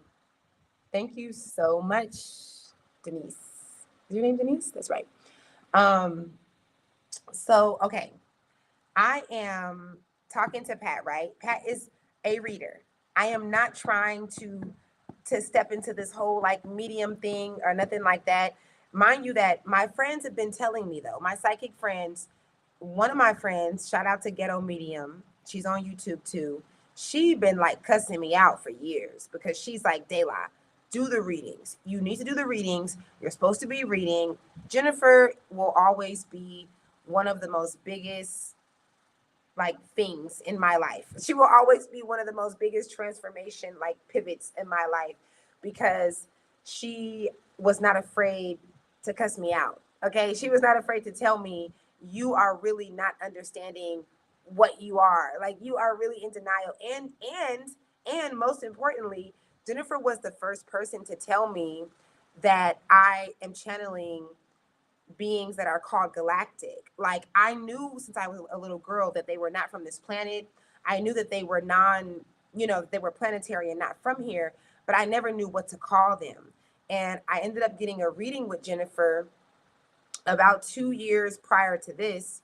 And as soon as we got on the call, she said, "Oh my God, you have galactic beings." She's like, "I never read for anyone that has galactic beings. Like you're like me. We are galactic." And I literally busted out crying and had a whole freaking thing because I have been searching for that. Like all these readers I had in my life, no one was telling me the question that I had is like, who are they? Like, I know that they're not from here, they didn't reincarnate here, but why are they so loud? Like, what is going on with that? So, anyways, oh, let me catch this. Yes, Teresa. Yes, Teresa from Long Island, girl. Yes, that's her. Teresa, like, it's like skulls off her. Like her name is kind of is long and very different. Yes. So you know Pat Longo, or you might know Pat Longo, but you definitely know Teresa. That's her. So yes, remind me to tell you about Teresa. I'm probably going to get into it anyway because Pat, used me as an example or used her as an example for me. So I am talking to Pat. I'm telling her I don't believe that I am supposed to be doing this. I don't want to do this. And I'm only going to Pat to get a reading. I am not trying to do anything else. I'm trying to get in and get out, okay? Don't talk to me about nothing else, okay? I want you to tell me no. I really wanted Pat to tell me, no, you're tripping, you doing too much, you thinking too much. Ain't nobody telling you that, okay? I promise you, that's what I wanted Pat to tell me. I wasn't even going to her for her to tell me that I am doing that. I was going to her for her to tell me, no, don't you dare do that, okay? Man, that is not what she told me. She told me that I was very much on point. She told me that I am most definitely supposed to be taking people into parallel realities to pull out trauma and to change habits and all these things. And she told me that I needed to be a part of her course, her like psychic private group. Okay. This is a private group that Pat Longo held that she never advertised. I didn't even know that it was a thing. And before we got off the phone, she was just like, "Oh yeah, you gotta come back. Like, she's like, your guides actually sent you to me, and I have to train you. And I'm like, oh yeah, no, we're not doing that. Mm-mm. She's like, yes, you have to give readings, and you have to. And I'm like, no, no, no, no, no, no, no, no, no. Like, I just love Pat so much, because I just love people who don't let you say no, like, to yourself. That's important, because a lot of us are really denying what we're supposed to be doing here. And I love that approach in other people, because that's how I am. Like, I'm that person that won't let you say no. So I be needing somebody else in my life like me, because I be in the mirror doing it for myself. So I need somebody else to do it for me. And boy, when I tell you Pat was matching my energy, she was like, I don't want to hear it. You're coming back. So she literally forced me. Oh my God, man. Pat forced me to be a student in her class. And I do mean forced, because she just really put that pressure on me. And she was just like, this is what you came for. Like, if you don't do this, like, really giving me like the ultimatums and shit. So, um, for a long time though, man, it's so crazy. I never got to tell her that I'm doing it. And I have to really try not to cry, because this is okay. This is okay. She knows I'm doing it, so there's no point in me even getting into that. But I wanted to tell her that I am doing it, because I never got to tell her that before she passed away. And first, like, because I still denied it for so long, like the 6 months it was longer than that. Let me say 8 months, 10 months that Pat was in my life, I still wasn't doing it. Or some of that I wasn't doing it, but okay, yeah, some of that I wasn't doing it, and then some of that we just hadn't spoken, and I was doing it, but I wasn't able to tell her yet. That's how it was. So, man, I go into this class, y'all, and we do the reading. Okay, so this class is not really a class, right? I actually am going to be hosting something like this really soon, because I've been getting the message from Pat for me to hold a space like this as well for you guys. So I am in this class, and what the class is really just for people that she picks and chooses privately, that her guides tell her is supposed to be there.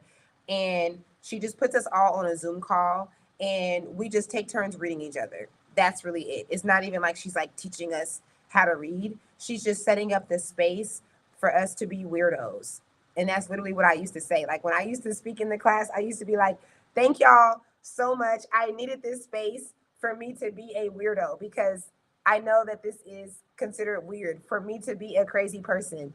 And and just allowing me to exercise my gift in a space, or my ability, I don't like to say gift, but exercise my ability in a space where I'm not going to be judged, and where we are really practicing and strengthening our abilities, right?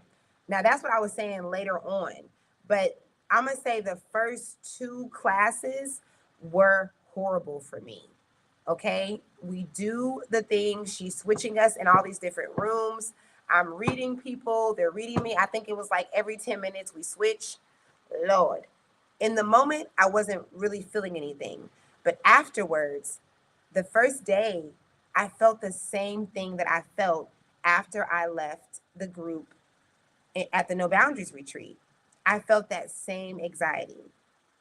And I can remember how it went, because at first, like the first day, the anxiety did come immediately after the class. Like, after the thing of us reading each other, Pat would put us all together, and she would have us share what we experienced, like certain things, or how we felt. So she would say, how do you feel? How do you feel? And she asked me how I felt.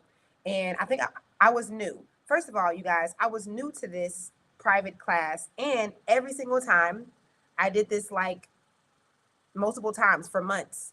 Every single time I was the only Black person. There wasn't a Black man, and there wasn't a Black woman. Every single time.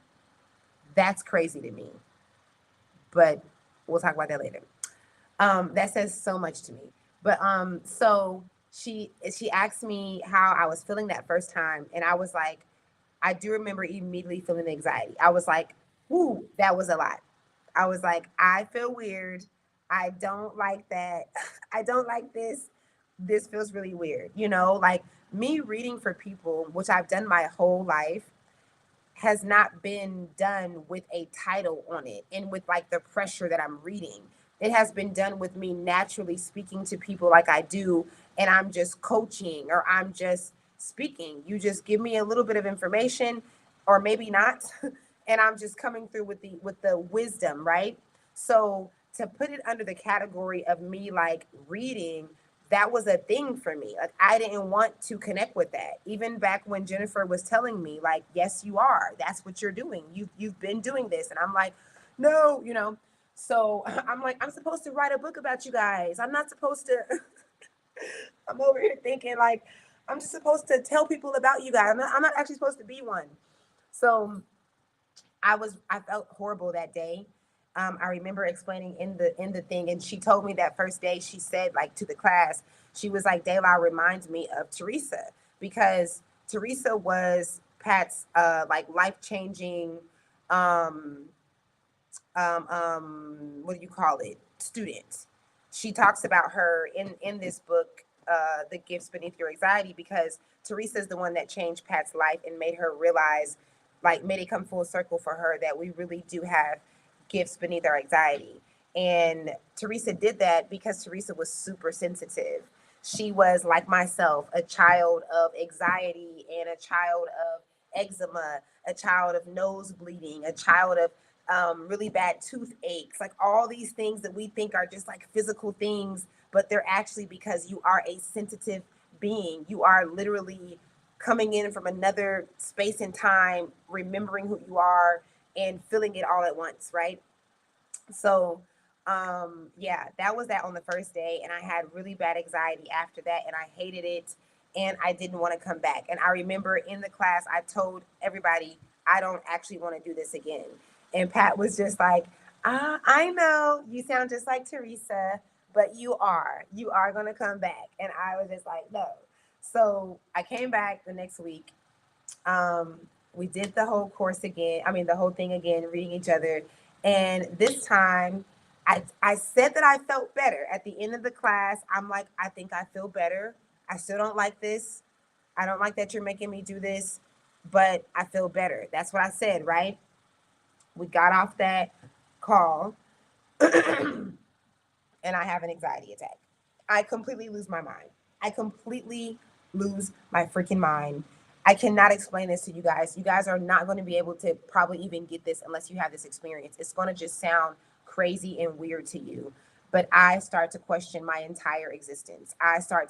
It's just like, you just be like, how could I know that? Like, how could I tell a person that? How could I, like, how could I do that? You know, like, and then it's like, it's deeper than that because you are going into another frequency. So it's just like you're not used to this. And I don't even know if I want to say that. You just are coming in terms with accepting yourself and accepting what this really is. And it's just really can be shocking for you. And also, you're picking up on other people's energy. So that is already very strong and can be very overwhelming. So I will read you guys. Let me read y'all the email that I sent Pat. That's what I should do. I might end up crying though, for real. Like for real. If I read this voice message, I mean, if I read this email, I really might cry, y'all, because it's just so deep, y'all. This has been such a long journey for me. Oh, not my phone going dead. Not supposed to be reading this clearly because I don't think my phone's gonna stay on.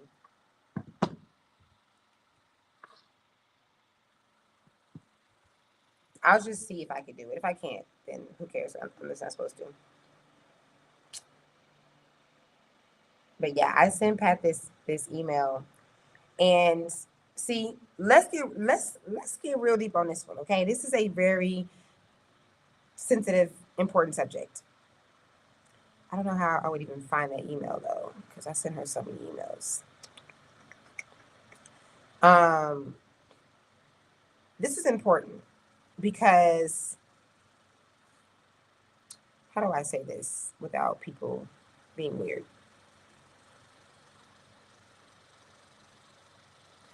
Oh, I did send her the voice message. I mean, I did tell her. Oh, no, I didn't. Yeah, I sent the message to her to try to tell her I'm doing this now, and that's when she had got sick. Okay, so wait, I'm still finding it. Okay, okay. My mind is on a lot of things here. So, real quick, I'm gonna get back to this email. But um mediums, channelers, super sensitive people, we have we can be prone to thoughts and feelings of leaving Earth. Okay, I'm being careful with my words. I have had thoughts and feelings of leaving Earth. We know there's another term that we call that, way before I experienced anything in this reality that should make me feel like that. When my life was just perfect and happy and I wasn't having no kind of trauma and nothing was bad going on, I've had those feelings and those thoughts. And it is not because of the judgment that people put on people who go through that and that feel that. It is not that. It is because I feel things very deeply. And it's because I really have a really like knowing about this reality and like the different realms, like life and death and that whole thing, right? So I feel like it's so important for empaths to know that they're empaths, for you to know that you are a highly intuitive being, and especially if you are seriously like on this level of high intuition, you need to know this because these kind of people are often the people that end up taking their own lives because of the anxiety and the pressure that they feel because of what they know that they sometimes often like don't even realize that they know. So I love that Pat was very aware of that, and she was really there for me for that. And Pat and I talked about that. We talked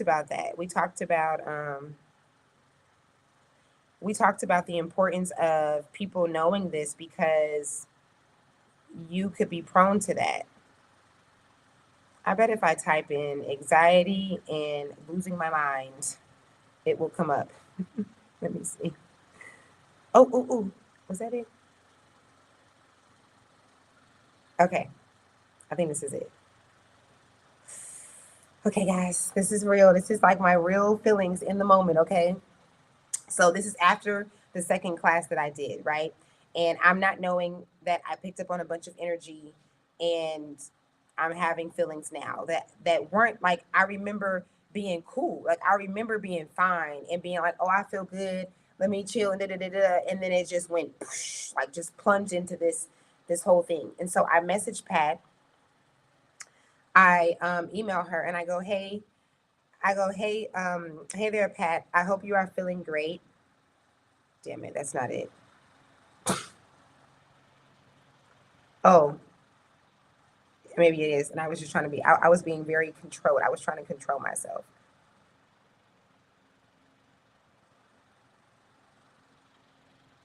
I'm going to try our next client.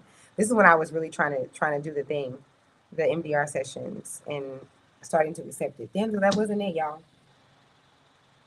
It's right there though. Like, dang, I thought that was it.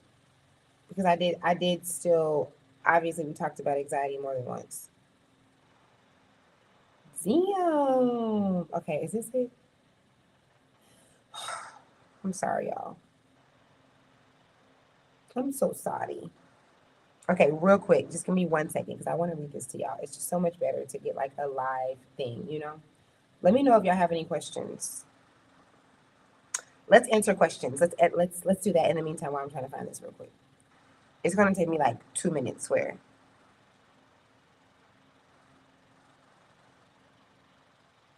Has anything I said like resonated with you guys? Have you guys had any similar experiences? Or maybe not even similar, like things are so broad, it doesn't even have to be similar, but it's like it can still be that same experience. It can still be like the same thing, but it doesn't have to look the same. Okay, let me type in Pat Longo because I know for a fact that I have this saved. I was just trying to find it through the emails and oh, look at Pat. Okay, okay, okay. Cha, you're kidding me. Well, damn.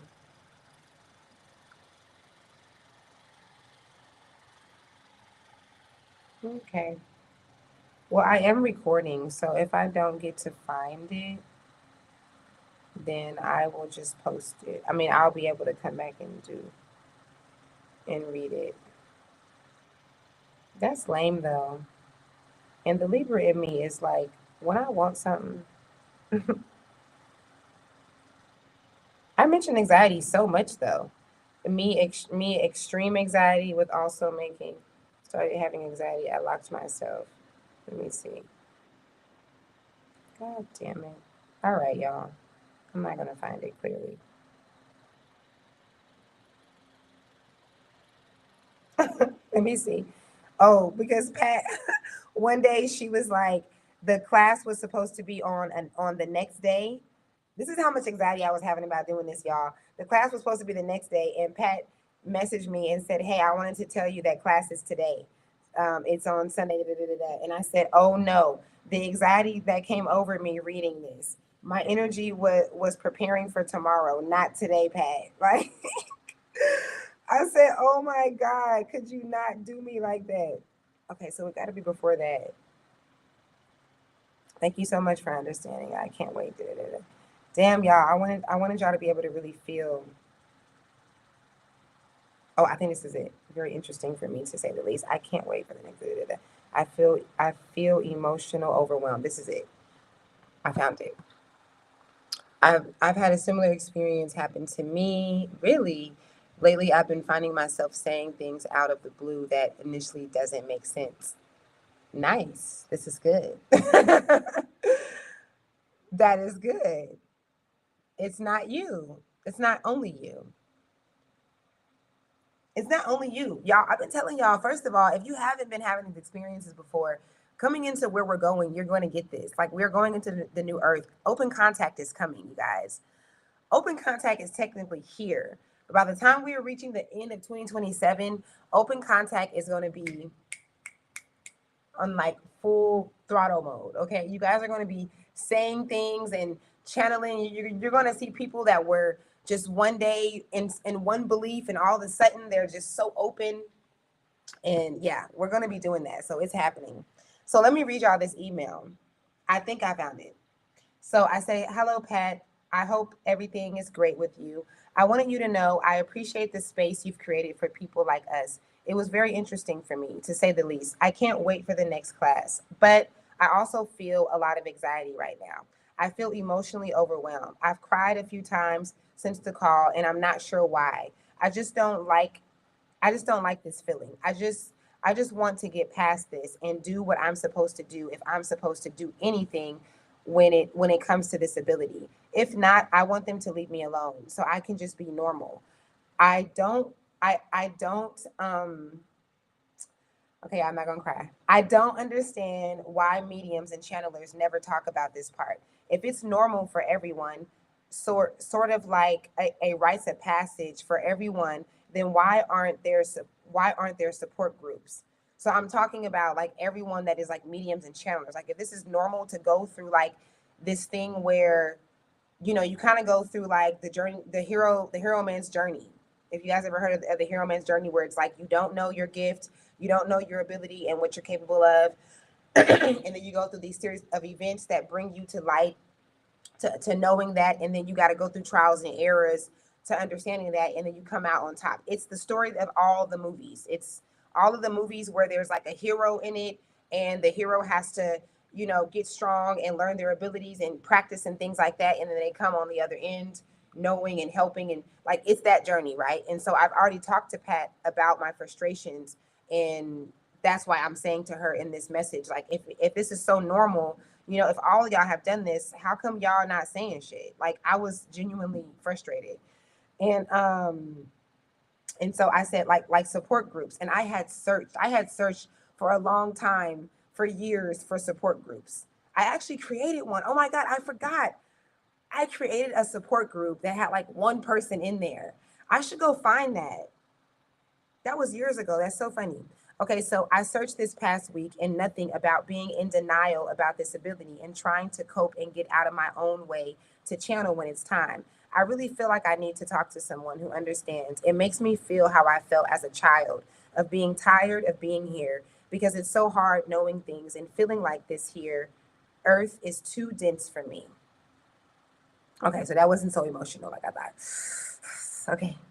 It felt even worse in that moment. Let me tell y'all what Pat says. She responds and she says, "For starters, I am glad you enjoyed the class. I totally get what you are saying. Everyone goes through it differently. When you come back to class, bring it up to the group and maybe they will have some insight into what you are feeling. For now, I want you to have a journal around and start to write. Spirit may come through and help to eliminate the anxiety and overwhelmness that you're feeling. This girl that you sat with first, Teresa, oh, the girl that you sat with first, Teresa, she wrote to me because she felt that you might be emotional because of her. I told her that I thought it was how you were feeling about yourself and your gifts right now. Keep me posted." Okay, so not the Teresa that she trained. Another Teresa was in the class and I had read her. And then when we finished the class, I expressed to everyone that I felt overwhelming feelings coming on. And so she's saying that the lady reached out to her and said, "I think that Dayla was feeling my energy." And Pat was like, "Nah, she's just feeling her own energy. Like she's just feeling her abilities. So yeah, y'all, it's real. It's real. And I think that like not everybody is going to have like an anxiety attack in these moments like that, but it just is like it's the fear that some of you guys feel about getting an MDR session. A lot of you guys email me. I get messages all the time about people that want to get a session with me and you're just afraid. It's the same fear of like facing the true you, facing your fears, facing, if I said right now, those of you watching this that are highly intuitive and know that you channel and know that you read, if I said right now, come into this group and we're going to start reading each other and I'm going to show you how to strengthen your channeling, a lot of you guys would be so nervous and be so in denial of that. It's that feel. I'm using that as an example so you can relate to what I just shared with you. But it's like that feeling that it might not feel as extreme as what I'm expressing from my personal experience, but it's underneath everything. It's underneath all of that. Let me read this message here. I've seen multicolors since I was a child. I see them day or day night. I would try to put them under my pillow. Oh my goodness. It's called, I'm not even gonna try to say that word. Okay. Nice. That's what science says. I love that. So I don't know if the science that has that label with that name is completely accurate because I haven't researched that. But I do know that there are mediums and channelers that have that same experience when they were children. I do not remember having any experiences um, with seeing things. Everything was like claircognate. I think that's the one. Um, I think that's the one. I always the one that I mostly am, which is the knowing, is the one I forget the most. So I think it's called claircognate. But but I do know about that experience. So I've seen people talk about that, and it's you being in another dimension. That's not really accurate how I said that, but it's you being in another frequency, or because the dimensions are really inside of us. But it's you basically like how we're all here in this dimension, but we are seeing things from a certain frequency. So really what's happening, guys, like while you guys are just seeing me in this camera in your phone or on your TV and nothing else is around me, it's just me. What's actually happening is a bunch of stuff. There's a bunch of stuff going on. There's a lot of things just like going around, and there's lights and things all around me. There's twirls and squirrels and like just all types of stuff. Probably not squirrels. I don't know why I said squirrels, but twirls. Okay. Swirls. That's what I wanted to say. And that is happening right now in my reality. But a lot of children who channel like myself when I was a child are able to see those things. And that's what you experience. You experience what is already happening all the time in front of us. It's just that you were on the frequency as a child to be able to pick it up. And I have literally watched someone's story talk about them literally taking it and putting it under places and like tucking the lights and stuff and thinking that it was normal. Most people that had that experience thought that everybody could see the light. And they're just like, y'all see this? Like, and then after a while they realized that they were the only ones. My brain's interpretation of the energy that the materials electronic structure. Okay, yeah, you say what I said. Uh-huh.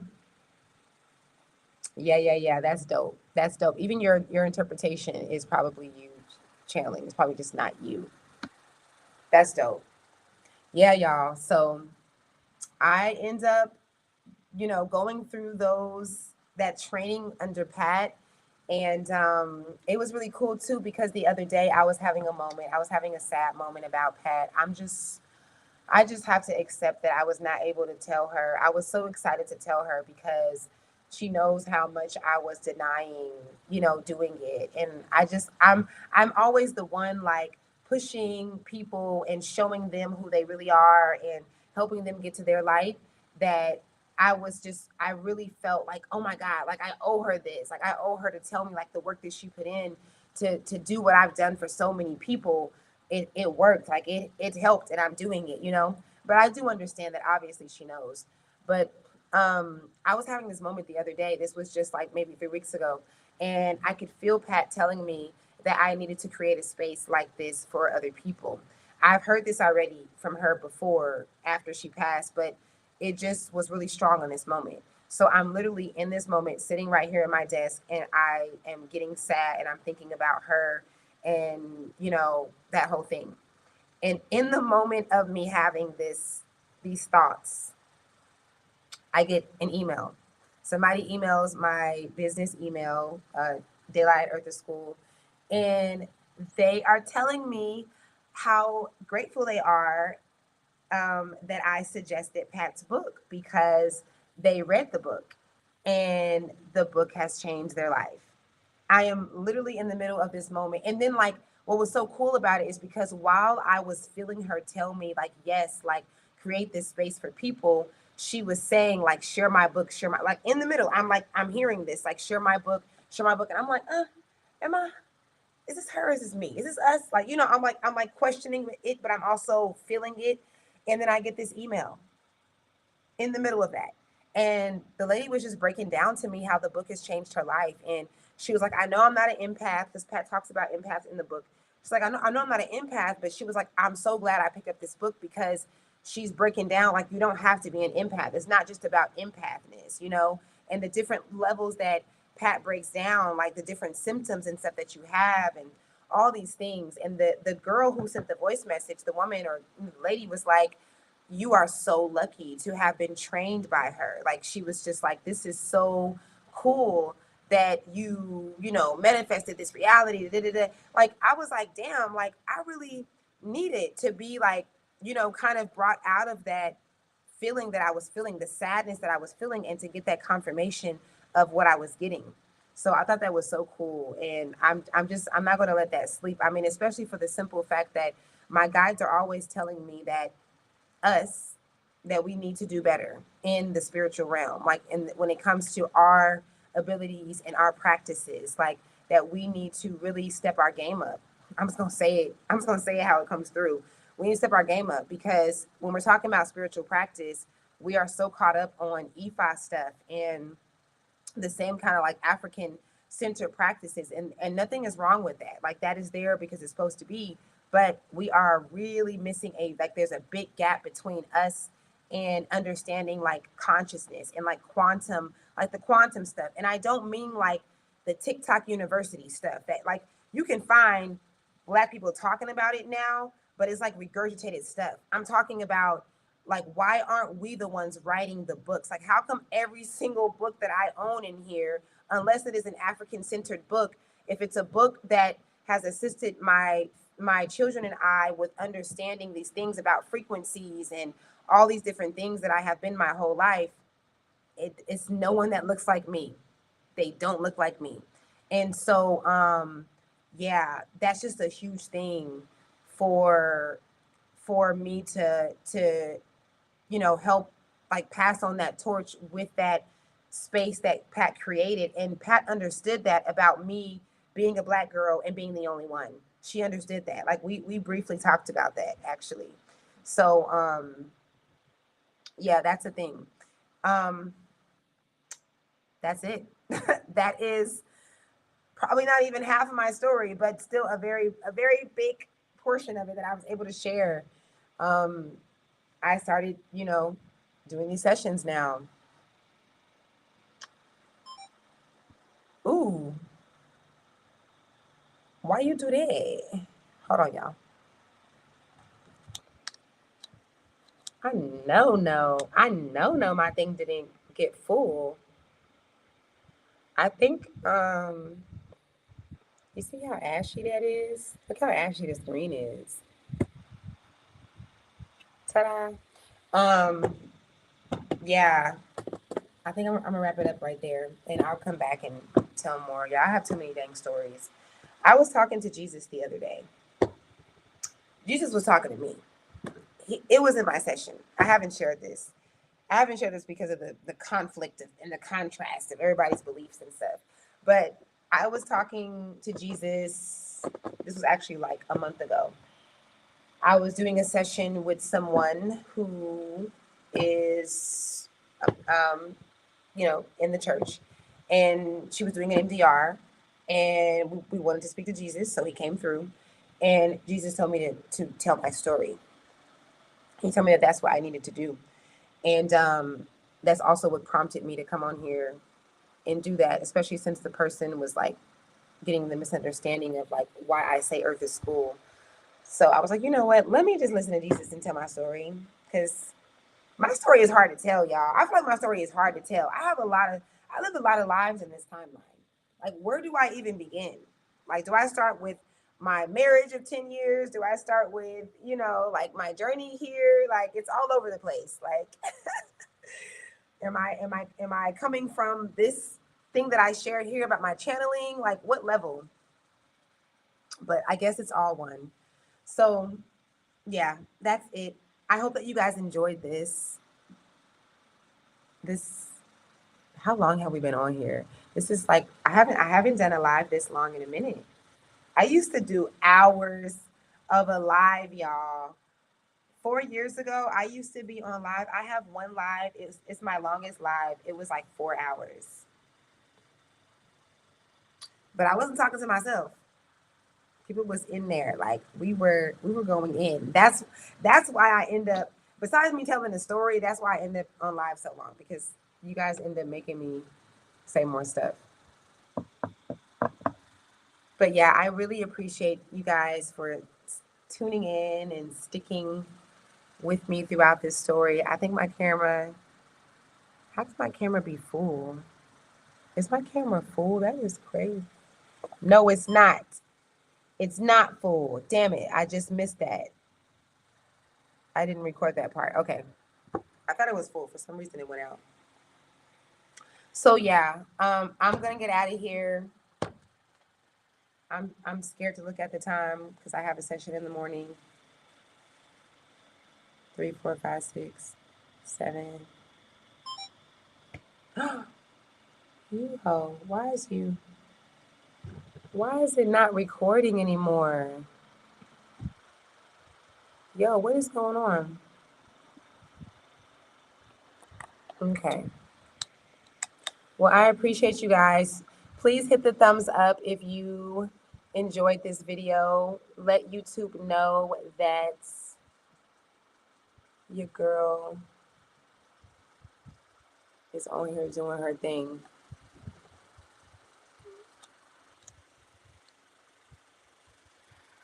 My camera is really tripping now. It's saying it's a wrap. But yes, share this video, guys. I know this is a long freaking video, but share this video and let YouTube know. I mean, when you share the video, when you thumbs up, it lets YouTube know that they would like to put my things on people's screen. Okay. All right. I'm tired. I love you guys. I appreciate you guys. Oh. Let me read. I try to give y'all time so I don't, because I will literally leave and then I see the message.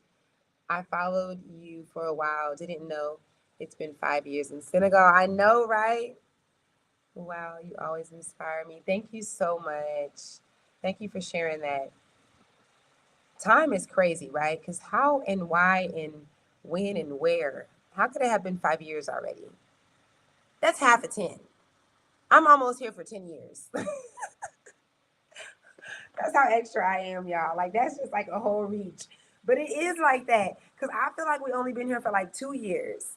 So if 5 years goes by this fast, I've almost been here for 10 years at this point. I hit the halfway mark of 10 years. That's amazing. No, but I appreciate you guys so much.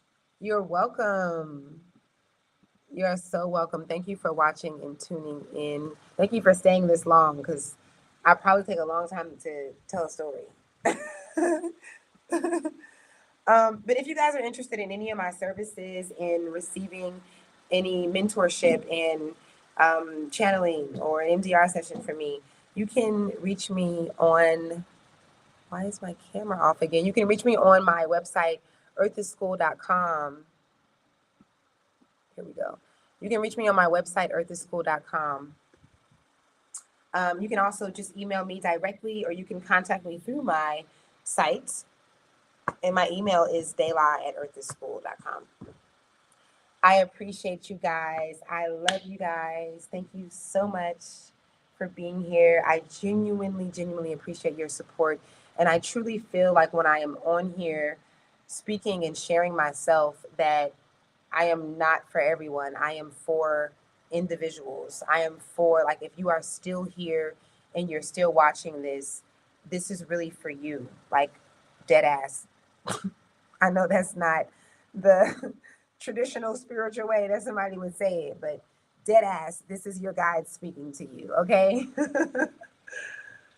I am coming through to look like you, to sound like you, not to come through like this extra hierarchy guru that is speaking very politically correct and those things like that.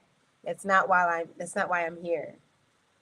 And so I just know for a fact, and my guides have told me, they even told me that this 2025 year that they are sending people to me, and it is happening so that you guys can be ready for open contact, so you can be ready for your gifts and your abilities.